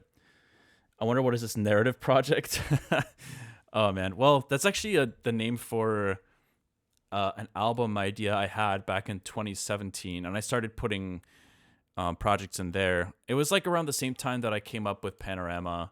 But anyways, hi Pixel, thanks for the follow. I forgot to shout you out there. But yeah, narrative was it was I was kind of playing around with this idea of little short stories. And they're going to be about belief systems and like about the relationship between humans and belief systems. That was kind of the idea, and I liked it, but it kind of didn't come to fruition. It was too hard to kind of do multiple projects at the same time, and for better or for worse, mostly for worse, I have so many ideas but I'm not very good at actually like following through with a lot of them, unfortunately, because well, first of all, not every idea is worth actually finishing, but second of all, there's only so much you can do as a single person, and then I feel guilty for not, I don't know, getting things done, and then it turns into a negative feedback loop, and then I'm like, fuck this, and then I'll just throw it aside, and then feel, you know, go through a little guilty phase, and then maybe hopefully revisit it at a later point, kind of like what I'm doing now with Panorama. Although, let's take another look at what's in Panorama right now, actually. So I think some of these tracks would be very easy to finish, honestly, if I just put on my serious face and focused, because the ideas are there. It doesn't need to be anything too crazy. Clearing Storm could be an interesting start to the EP, maybe.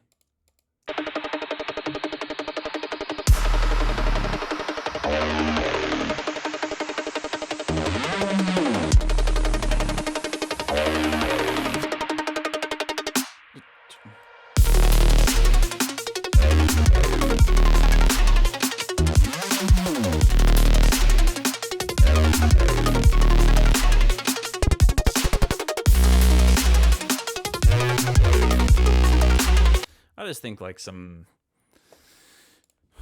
refining could make this sound pretty decent. I don't know about the whole second half thing. I kind of feel like I may have lost the plot a little bit.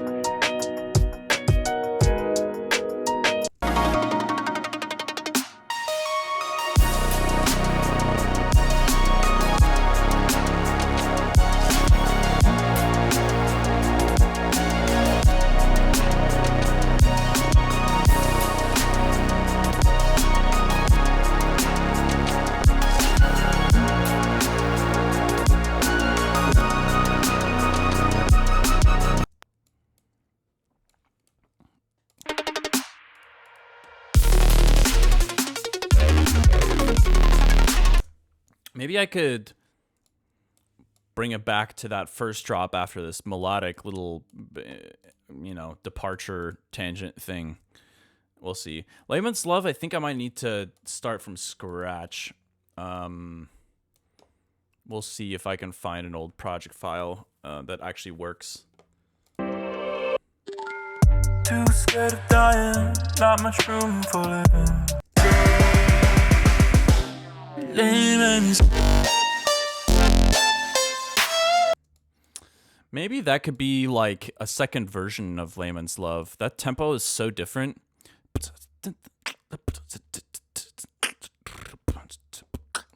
Layman's.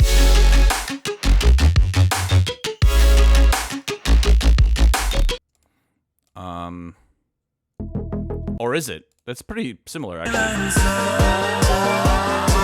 It's like, what, 15 BPM off or something like that? I don't know. We'll see. I might have to do like two different versions.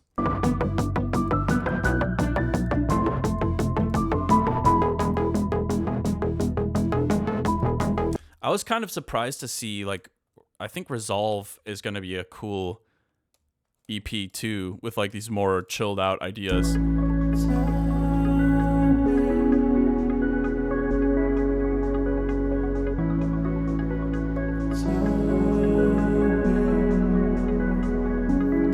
Clearing Storm is 10 out of 10. I appreciate it, Delansky. That one I would really love to do. I think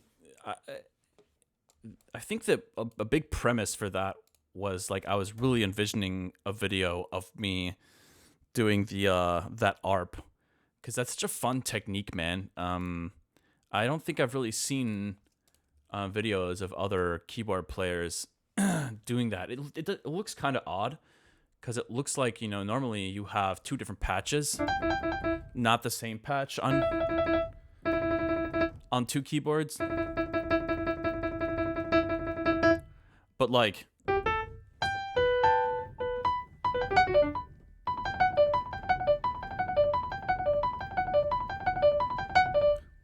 that's where it all came from, was like that ARP, like triggering. Because normally on a piano, like doing that on one keyboard is way more difficult and totally unnatural. You can't normally kind of strum notes like that on a piano.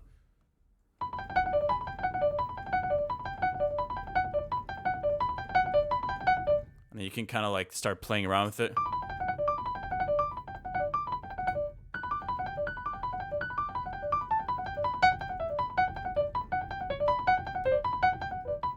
Whatever. Anyways, that was sloppy, but you get the idea.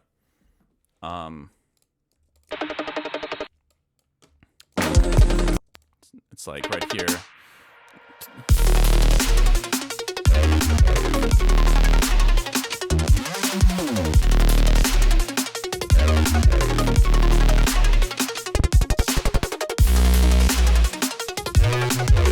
There's so many other ideas that I would love to finish too, but I don't know if they have a place on Panorama.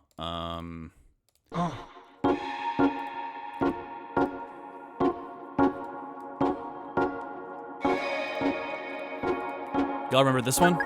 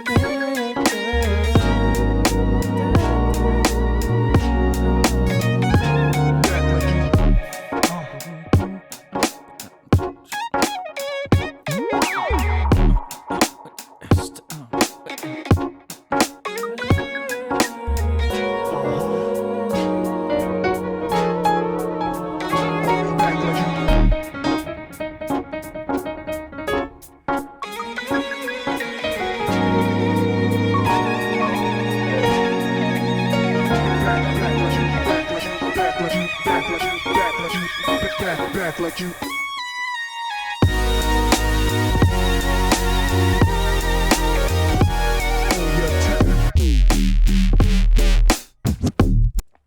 It's pretty rough, but it's a cool idea. I think that maybe this could be a good candidate. Well, Control looks like it's already pretty good in terms of a track listing. Although I don't know if this track fits with the kind of like heavier theme.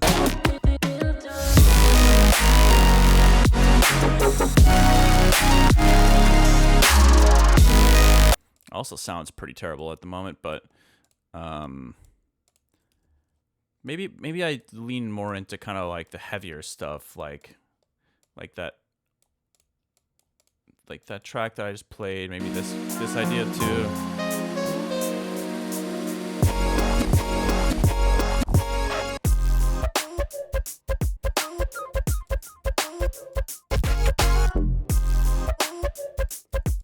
What is this? Oh, right. I forgot about this.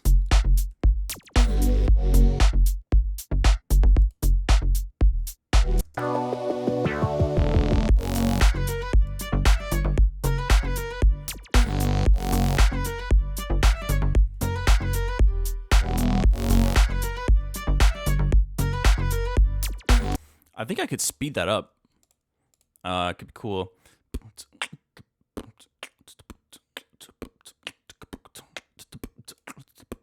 Maybe swing it a little bit. I haven't opened that project file in years.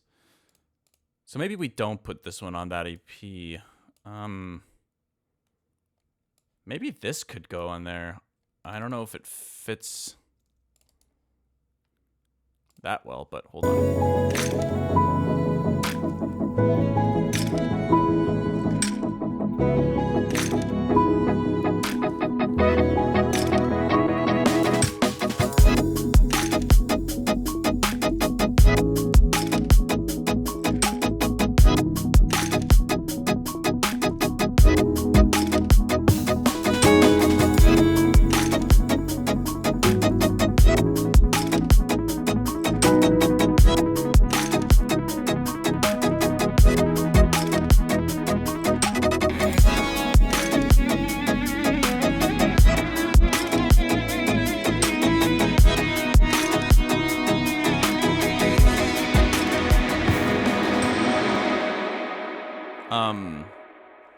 Yeah, we'll see. I wonder. Let me see what the album looks like if I take out tracks that I'm not super convinced by at the moment. Like, what would it take is not sounding good at the moment. Palette Cleanser, that's more of an intermission, so I'm okay with that at the moment. I think Superpower is coming together. My Time is Coming, kind of meh. This idea is very rough. I think For Granted could still work. I gotta text my buddy Louis Futon for a sec. Hold on. IDK5, my beloved. Delansky, you're like my hype man. You're when I release this album, it's ultimately gonna be because of you, probably. I don't think I get. You're probably the biggest hype man I have right now. All right, let's see. For Granted, I think we can count on that working out. This is also an interlude that I think could work out. Inspire, meh. It's not, hasn't really come together. Keep It Moving, for sure. I think that one will be easy to include on the album in final form. Gone for Good, kind of in between. I gotta work on this like drum and bass-ish thing. This I actually don't even think should be on the album. I think this would be better somewhere else. And what else we got? Euphoria. I think Euphoria can end up in the album.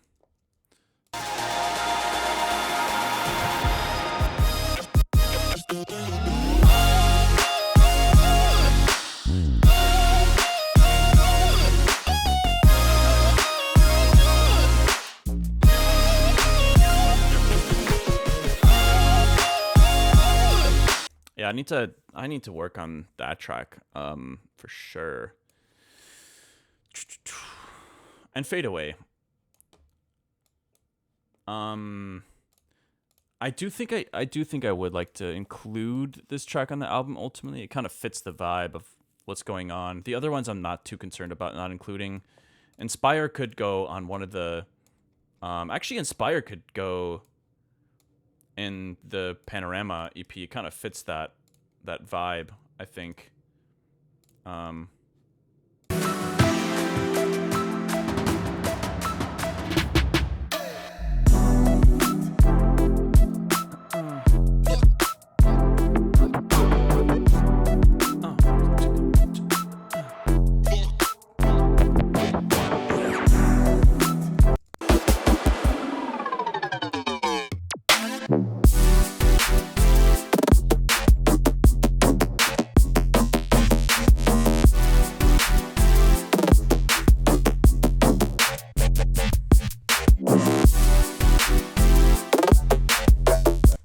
I think it could work as a track on here. And then, I don't know, maybe this could be one of the fulfilled tracks. We'll see. We'll see how it all works out. But maybe we bump this back into the album, and then we just plan to omit these tracks potentially. how many songs is that? 1, 2, 3, 4, 5, 6, 7, 8, 9, 10, 11, 12, 13. That feels like a good number of tracks, anyways. And it's not like the other songs. I think a lot of them, if not all of them, will get released anyways. So I feel like that makes me feel better about omitting songs from the album, because then I know that stuff that I still think sounds good can be released in different ways. So that makes me a little more comfortable with reducing the track listing here a tiny bit. Let's copy this into the sketch journal area for a moment. Let's go like this. Make sure, gotta keep the color coding.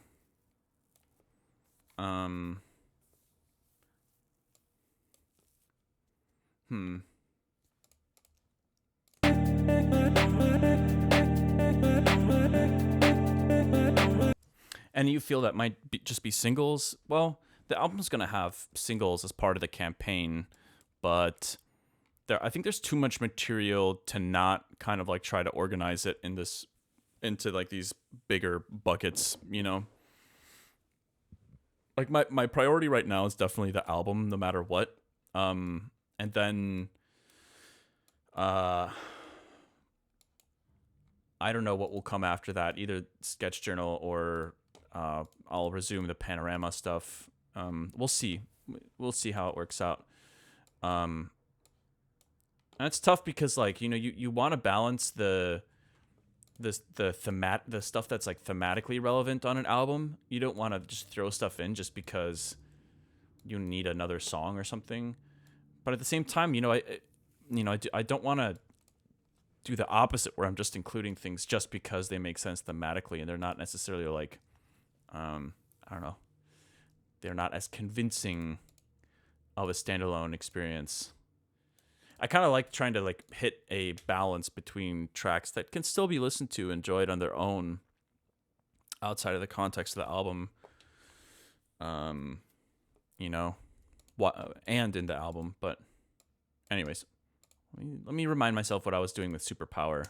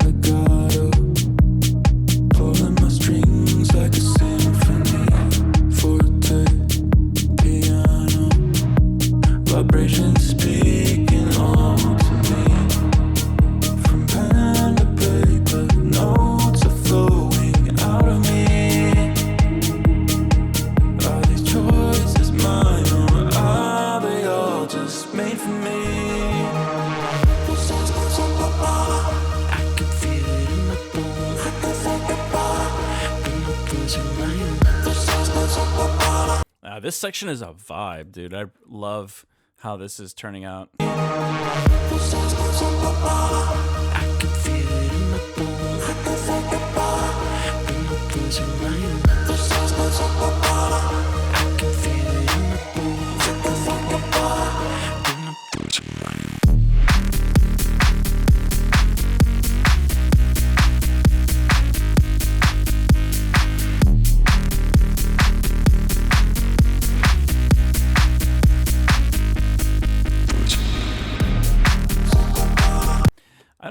I'm still conflicted on the drop. I think it sounds pretty good, but it's got a ways to go. I don't think the idea is bad. It's just that I really need to lock in on the execution, the sound design and stuff. But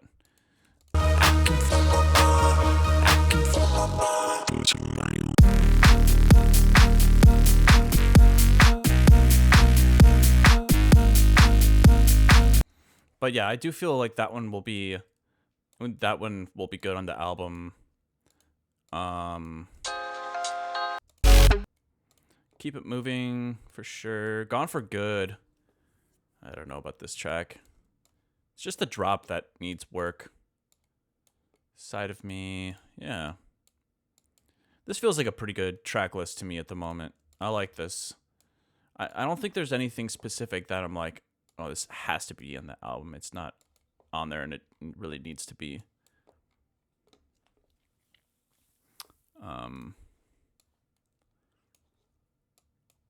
So this feels pretty reasonable.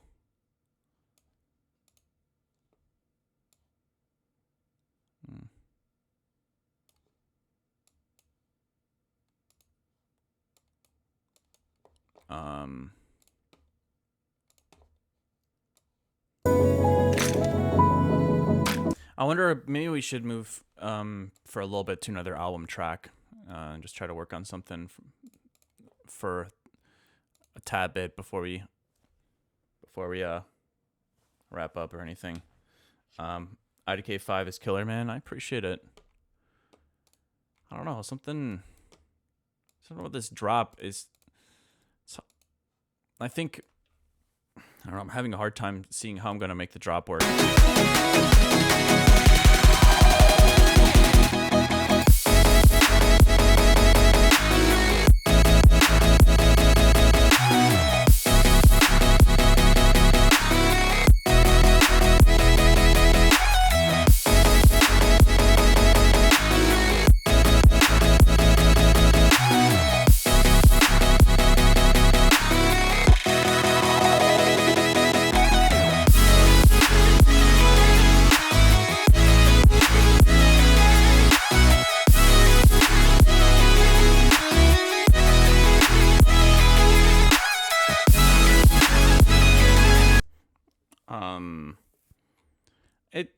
It works. Like, I like listening to it on my earbuds. Doesn't sound bad, but I noticed that it wasn't like translating that great on other systems. All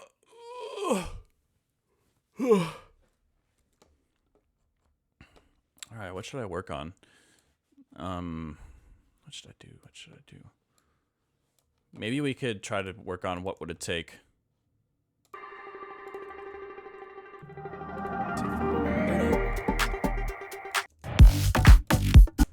Yeah, let's just open what would it take. Where's that project file?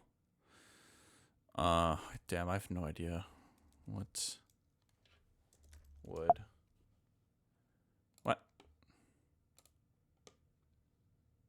Wait. Huh? Why is it searching? Why isn't it searching in the folder I selected? Open live set. Yeah, it should be.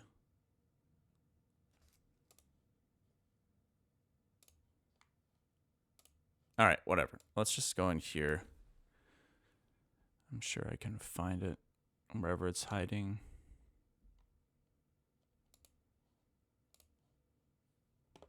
I don't know.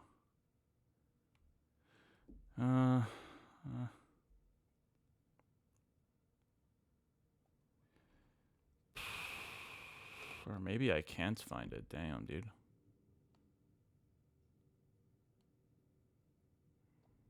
What the hell? Oh, it's in here, I think. Yeah, I gotta save this outside of this freaking, or maybe just rename this. Yeah, there we go. So I can find this a bit more easily. Let's try to do a new drop for this track because I don't really like what I was doing for that. To me, it just sounds like the drums need some work. The main idea works really nice and is super catchy. My hottest take is that what would it take would sound great as UKG. I could see that.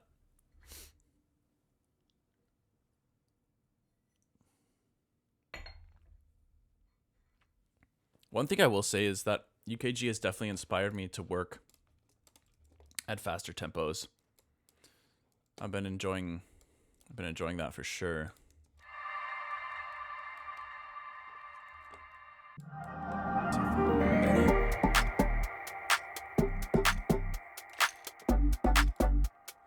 Can tell you now,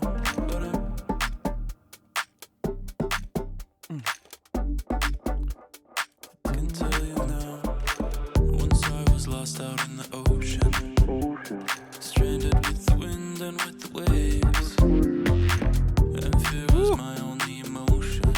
parties.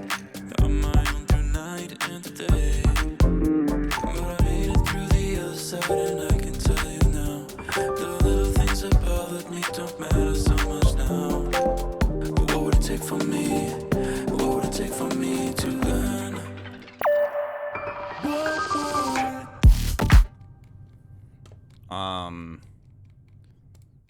Let's try to just mute all of the sound design down here for a little bit.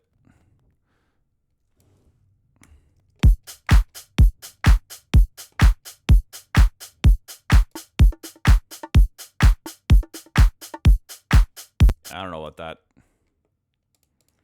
I also don't like the offbeat hat.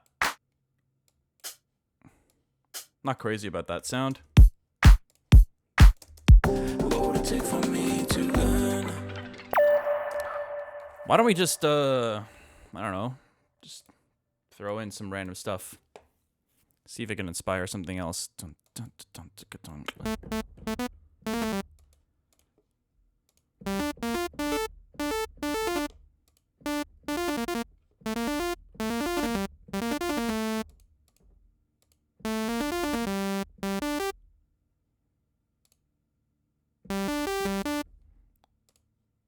Try to hybridize.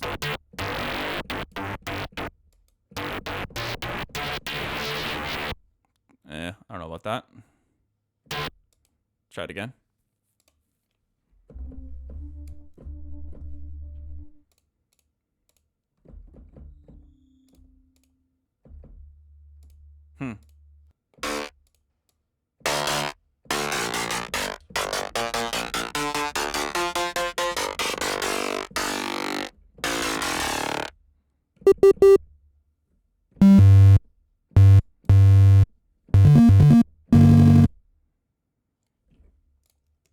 What would it take for me to learn?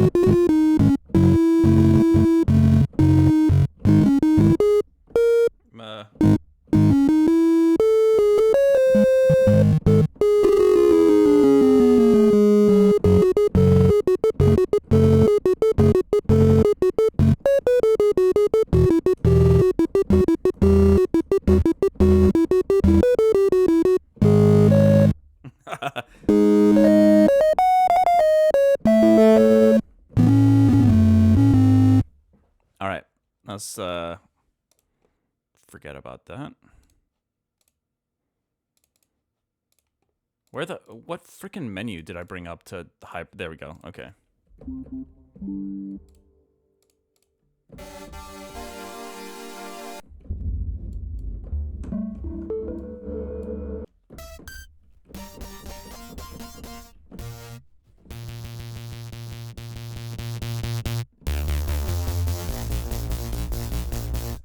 What would it take for me to learn?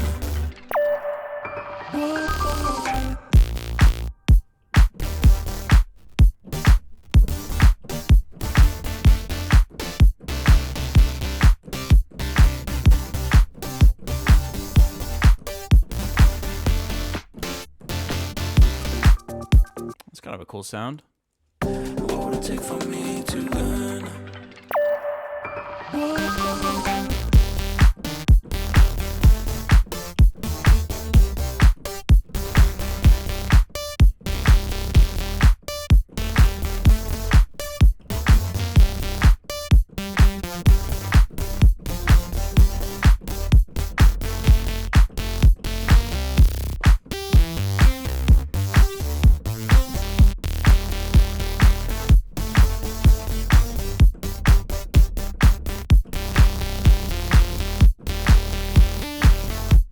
Why is it not letting me sustain this? Ah, that's why.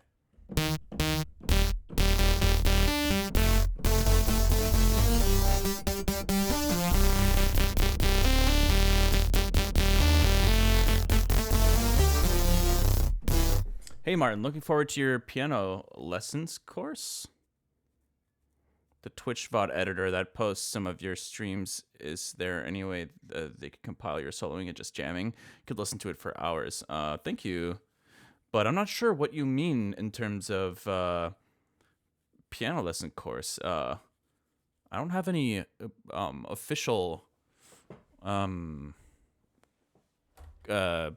marketing materials or anything out there for that right now. But I mean, I'd be happy to share some of my performance, music theory and piano performance philosophy and stuff in the future. I think once I'm done releasing a lot of this material, I've been freaking stockpiling for a bajillion years. Actually, that's part of the reason why I'm kind of starting this key collection platform, is because I'd really love to be able to set myself up to focus on, I don't know, just sharing the few things that I know and that have worked for me in my career, beyond just kind of maybe music theory or sound design or mixing, but also maybe just kind of industry experience and thoughts and things that might help other artists if they're so inclined. But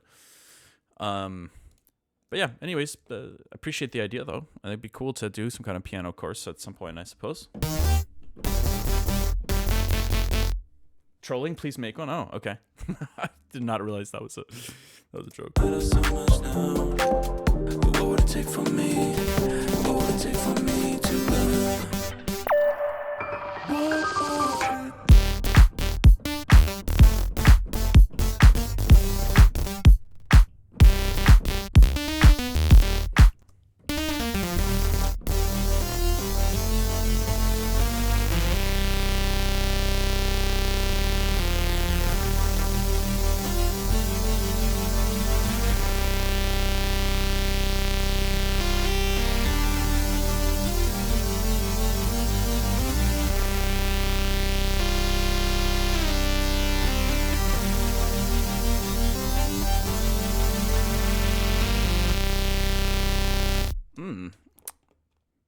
I like this actually.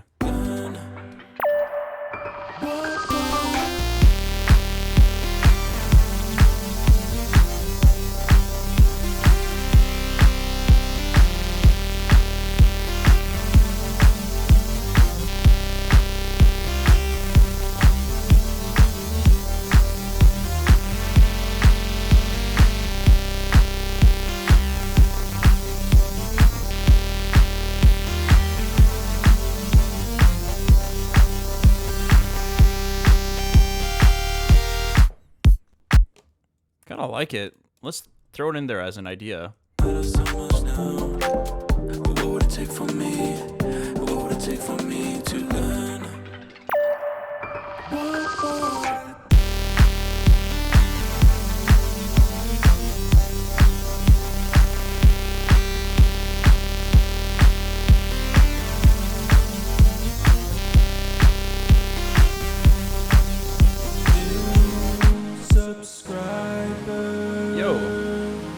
Kostak music, what's going on?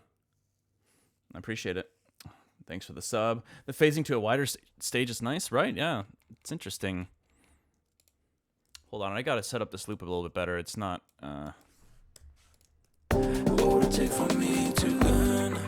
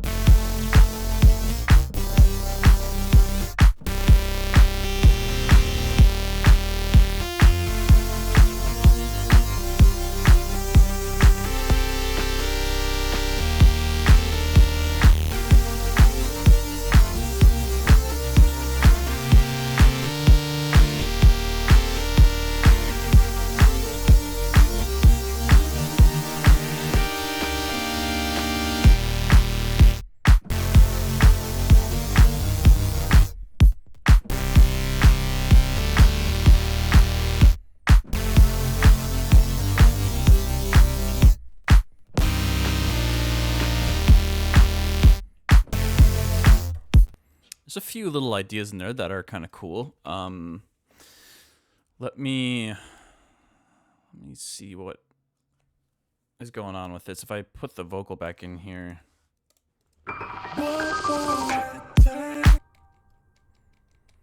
All right, let's try this again.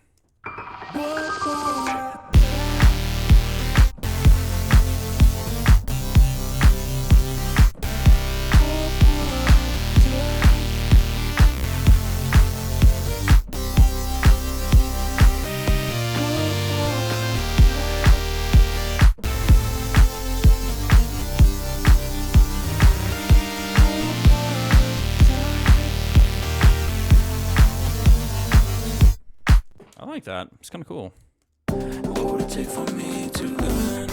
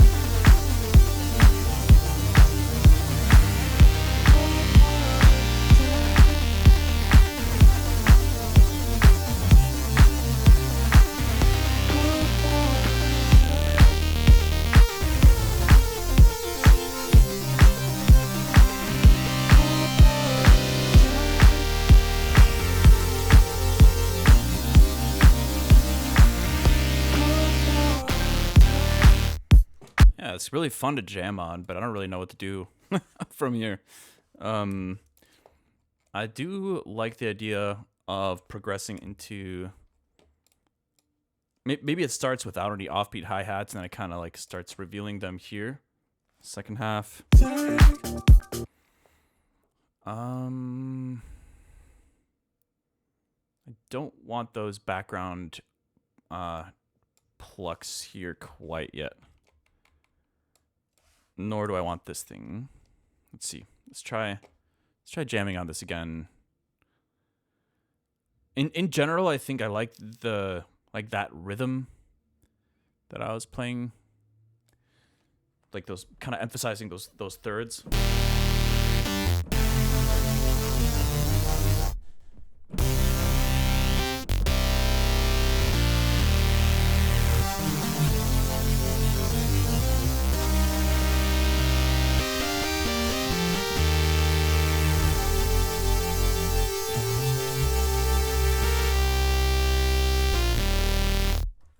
I think the evolving nature of the patch is really fun to play too.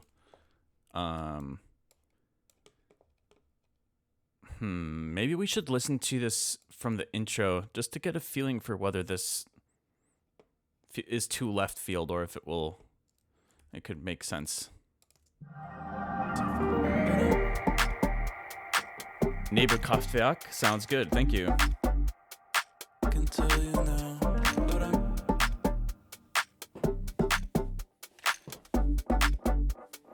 I can tell you now. Once I was lost out in the ocean, stranded with the wind and with the waves, and fear was my only emotion. On my own through night and day, but I made it through the other side, and I can tell you now, the little things that bothered me don't matter so much now. What would it take for me? What would it take for me to learn?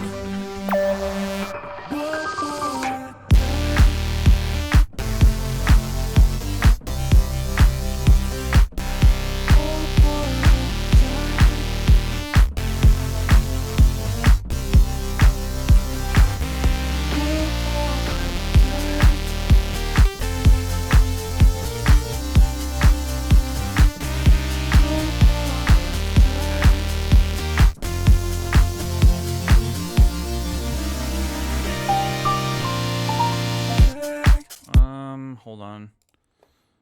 I think it could work. They feel a bit unrelated right now, but I was expecting that.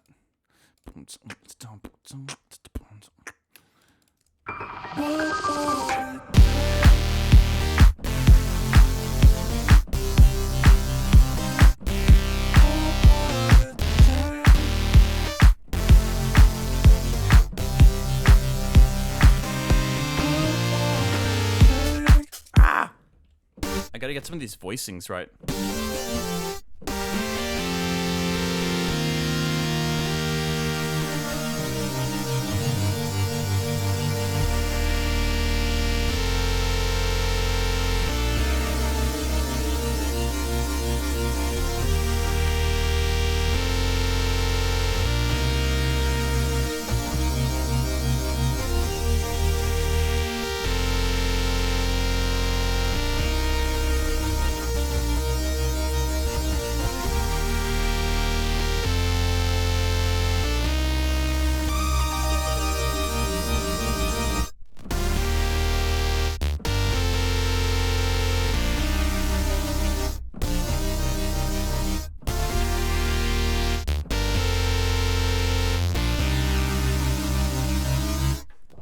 Actually, an octave bend would be really nice on that. I like these chords as well.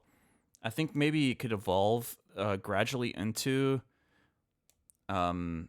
I think maybe for the first drop, I'd like to keep it like a lot of the harmonics a bit lower, like down here.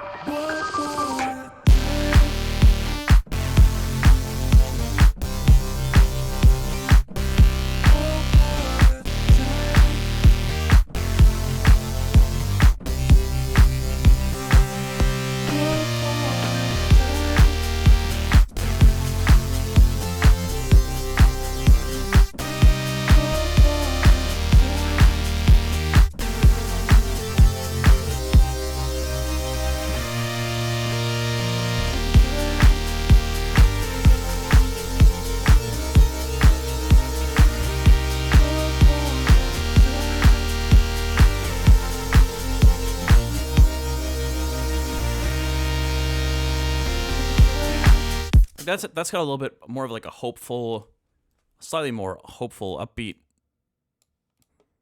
funk flavor compared to what I was doing on the drop just at the beginning. But I like both of them. I think they progress into each other. What would it take for me to learn?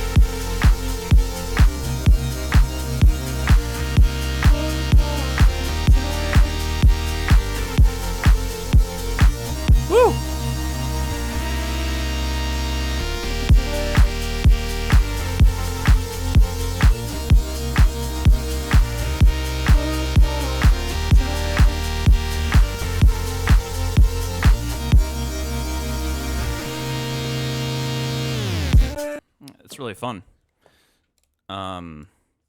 It does kind of change the nature of the song a bit, but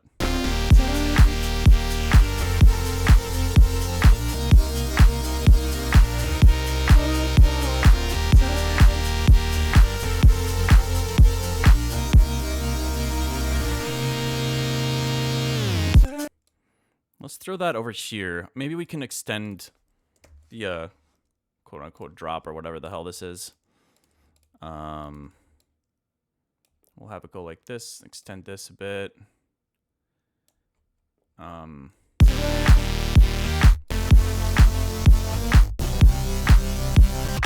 the hell is going on here?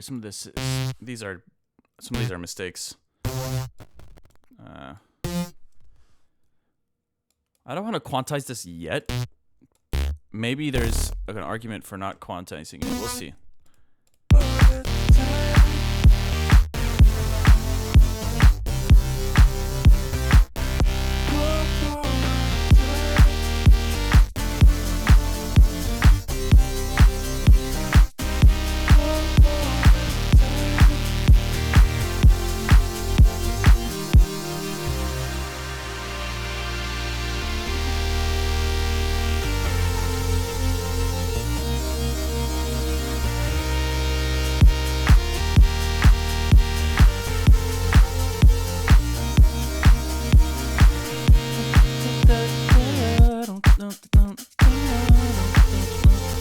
kind of hearing like a little kind of Mad Zo style. Kind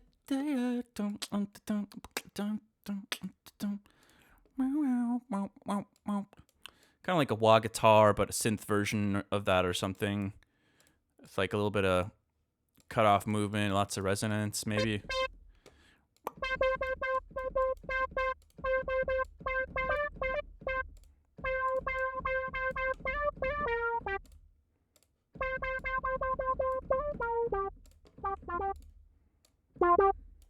That sounds a little too much like a cat.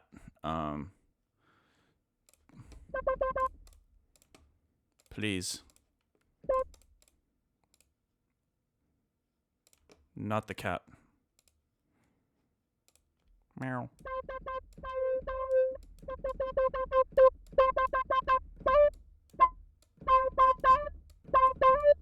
Actually.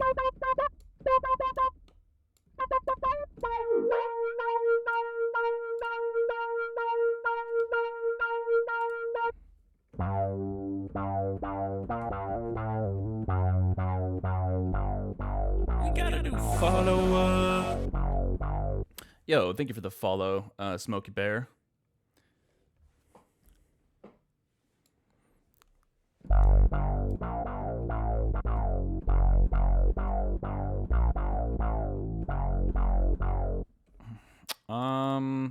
To add a little bit of delay here.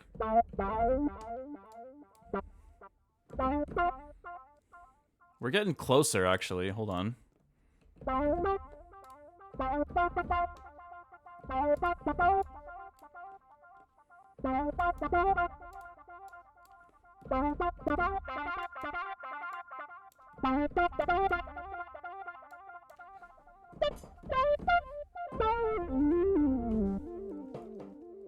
Cool. Let's try to add this in here.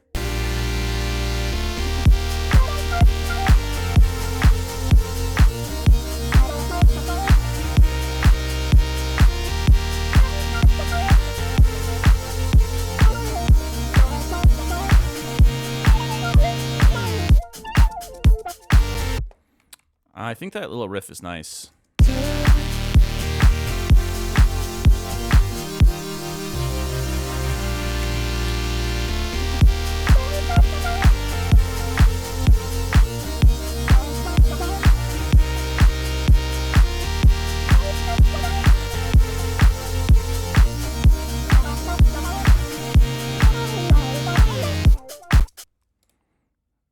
That first take was not great, so let's just copy that one over.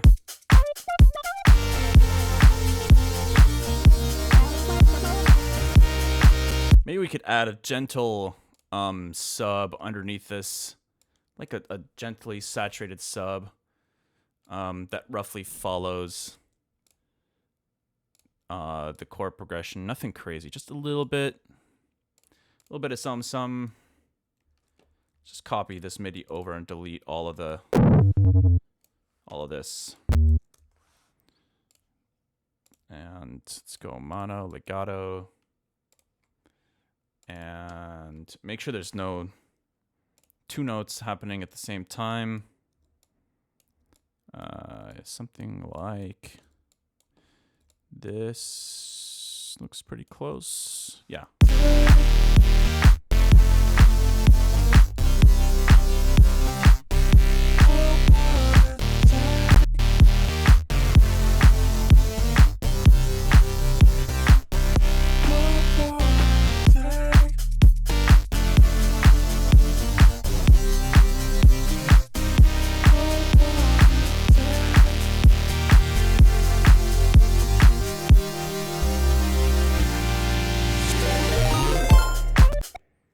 Whoa, what was that?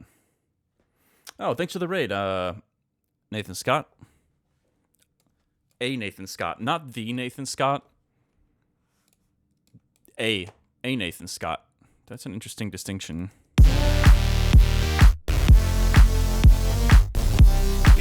Follow up. Yo, thank you for the follow, Deb.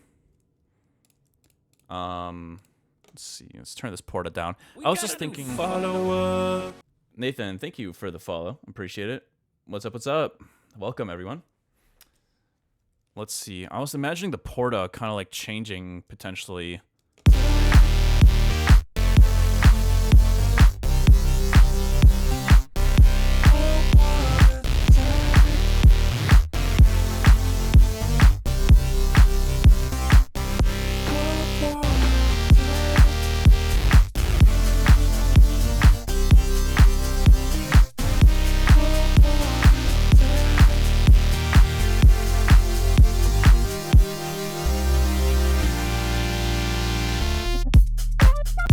Wait, what happened there? Why did it just go silent there?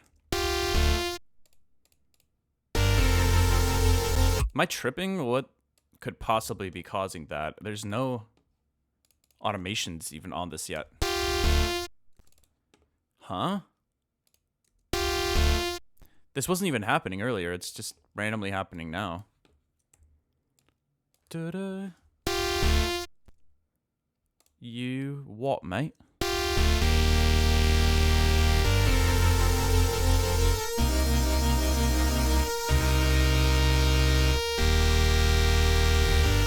Oh, it might be because of the legato. Hold on.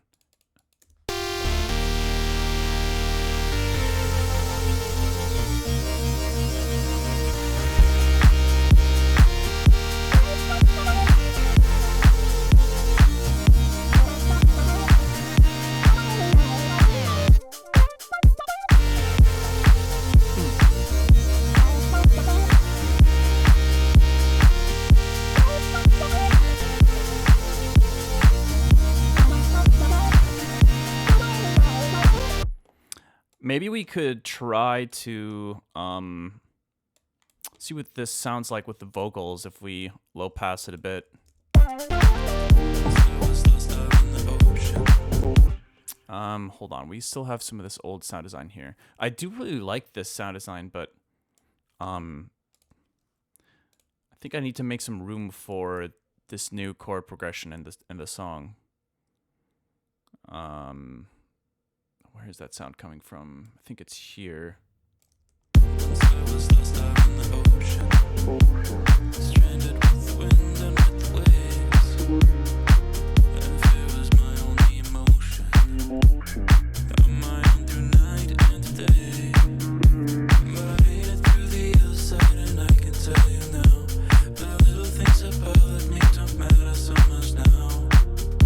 Ooh, wait. It sounds kind of nice with these chords. Sounds kind of nice. Let me get the piano here for a moment.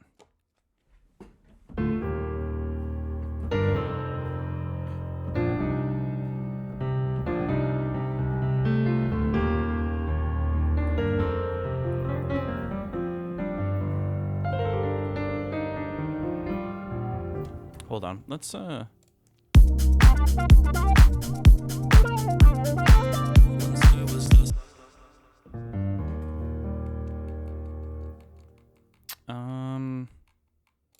let me just do something here super quick. I need to get rid of the sustain pedal automation here. Oh, the amount of times I have to do that. I wish I knew how to create a Max for Live device that could just automatically do that for me. I'm not smart enough for that. Also, let's automate the cutoff on this for now. Let's throw a macro on this low pass. And let's show automation.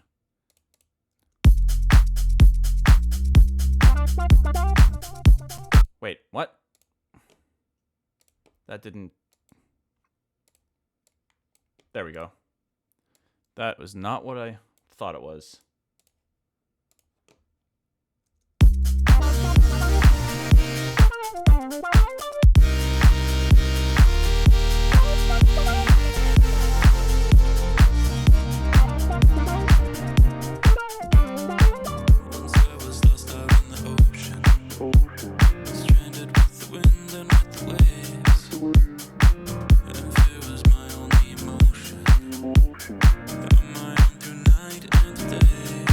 You know what? It actually sounded a little bit better with the low pass synth, I think.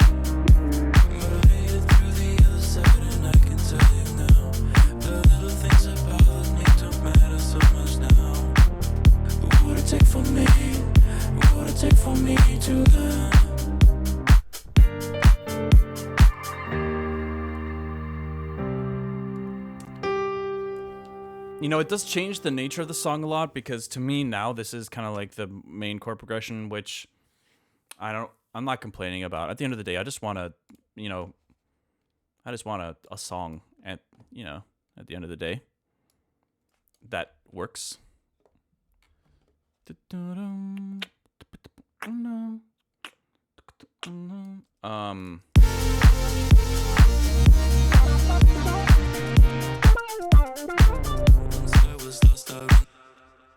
I think one more automation I need to change here. Not just the sustain pedal, the pitch bend is stuck down there. That is not where you should be, sir.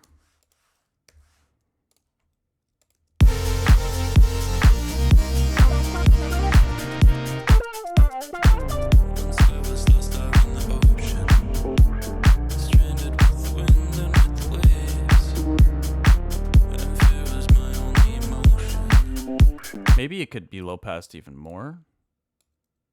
I think the vocal can for sure come up. It's just quiet because this was originally just in the intro. Once I was lost out in the ocean, stranded with the wind and with the waves. Once I was lost out in the ocean, stranded with the wind and with the waves. And fear was my only emotion. Is that a chord stage? No. This is my red keyboard here is a Nord Kawaii, and this one's a Panorama Nectar P6. Let's see.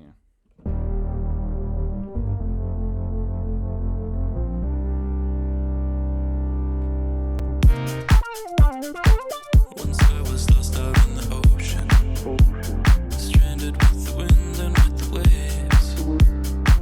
And fear was my only emotion. Got my own through night and today. But I made it through the other side, and I can tell you now, the little things that bothered me don't matter so much now. What would it take for me? What would it take for me to learn?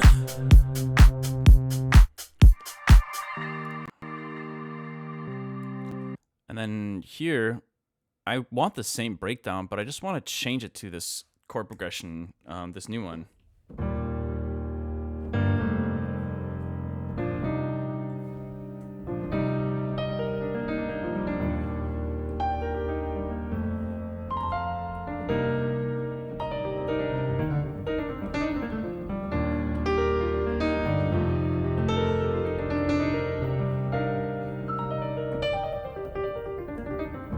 This freaking delay, man. How much? 65 milliseconds from just the Pro L. Yikes. But that's what I'm going to add here in the bridge section. So much now. What would it take for me? What would it take for me? What would it take for me? Matter so much now. What would it take for me? What would it take for me to learn?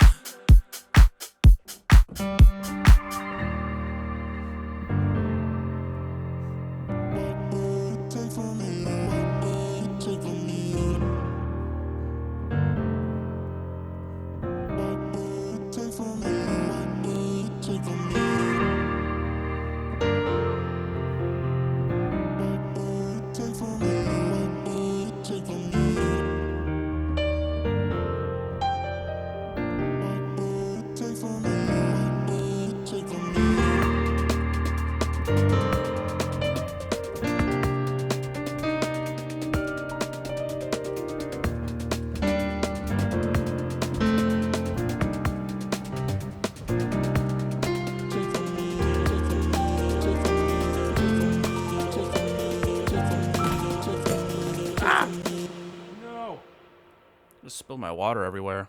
That's what I get for leaving that on the piano. Hold on. I'm just going to record this real quick, and then I got to clean this up.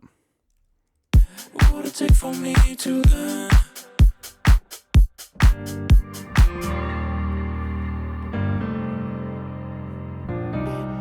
Take for me.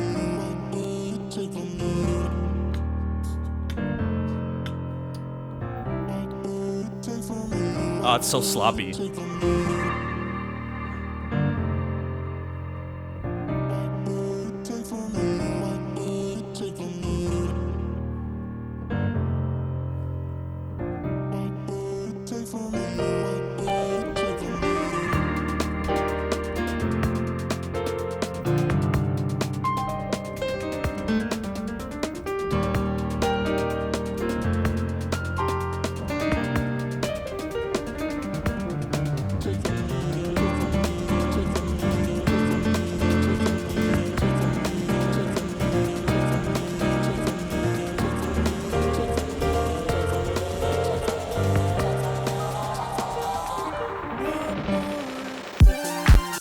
Cool. And I think there's room for obviously some kind of alternate drop here compared to what we started sketching here.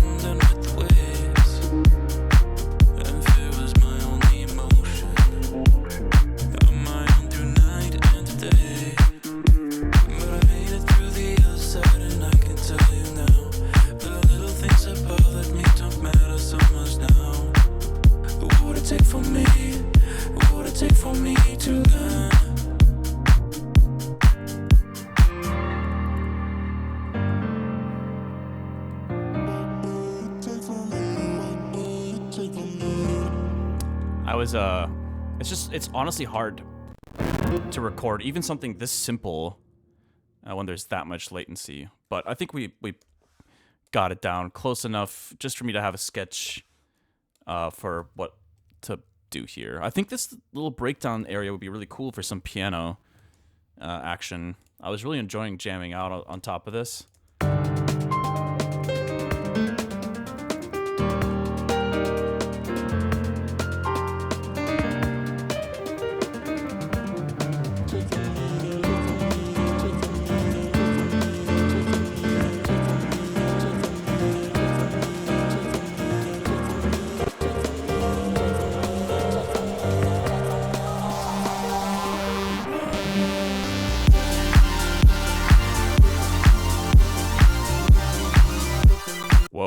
Whoa. I forgot these are different chords that used to be here.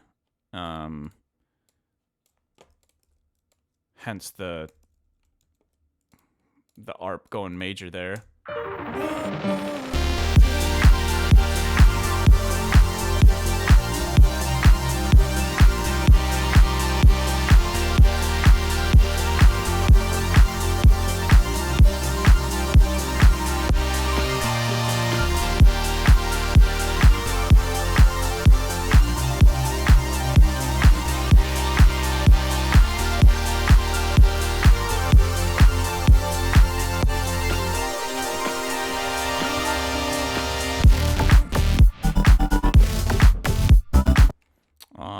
Some of the sound design I might still end up using.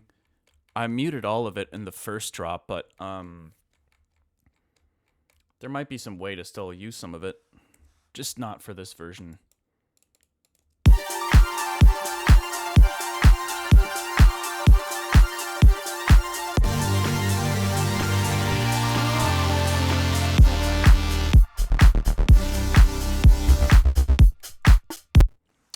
So yeah, anyways, I'm going to call it here for today, y'all. Thank you so much for hanging out. I really got to clean up this water that is all over the floor here. I'm going to save this as version 28. But I'm pretty happy with this. It's very different than what the original track sounded like, but you know what? I don't really care. I just want to get this stuff and all the album stuff to the finish line and have it sound good and hopefully have people enjoy it. That's the bottom line. So if it had to change a little bit to get there, that's totally fine. But thanks for hanging out. Thanks for the the subs and such and the kind comments. And I'll be back tomorrow for Feedback Friday. So if you have some music you want to show me that you're working on, or you just want me to listen to, and we can talk about it and or critique it or whatever. So come hang out tomorrow. 1 to I'll do a longer one tomorrow again. I think 1 to like 3, something like that. 1 to 3 p.m. CDT. So if you want to tune in, I'll see you tomorrow. And yeah, hope you guys enjoy the rest of your day. Peace out, y'all.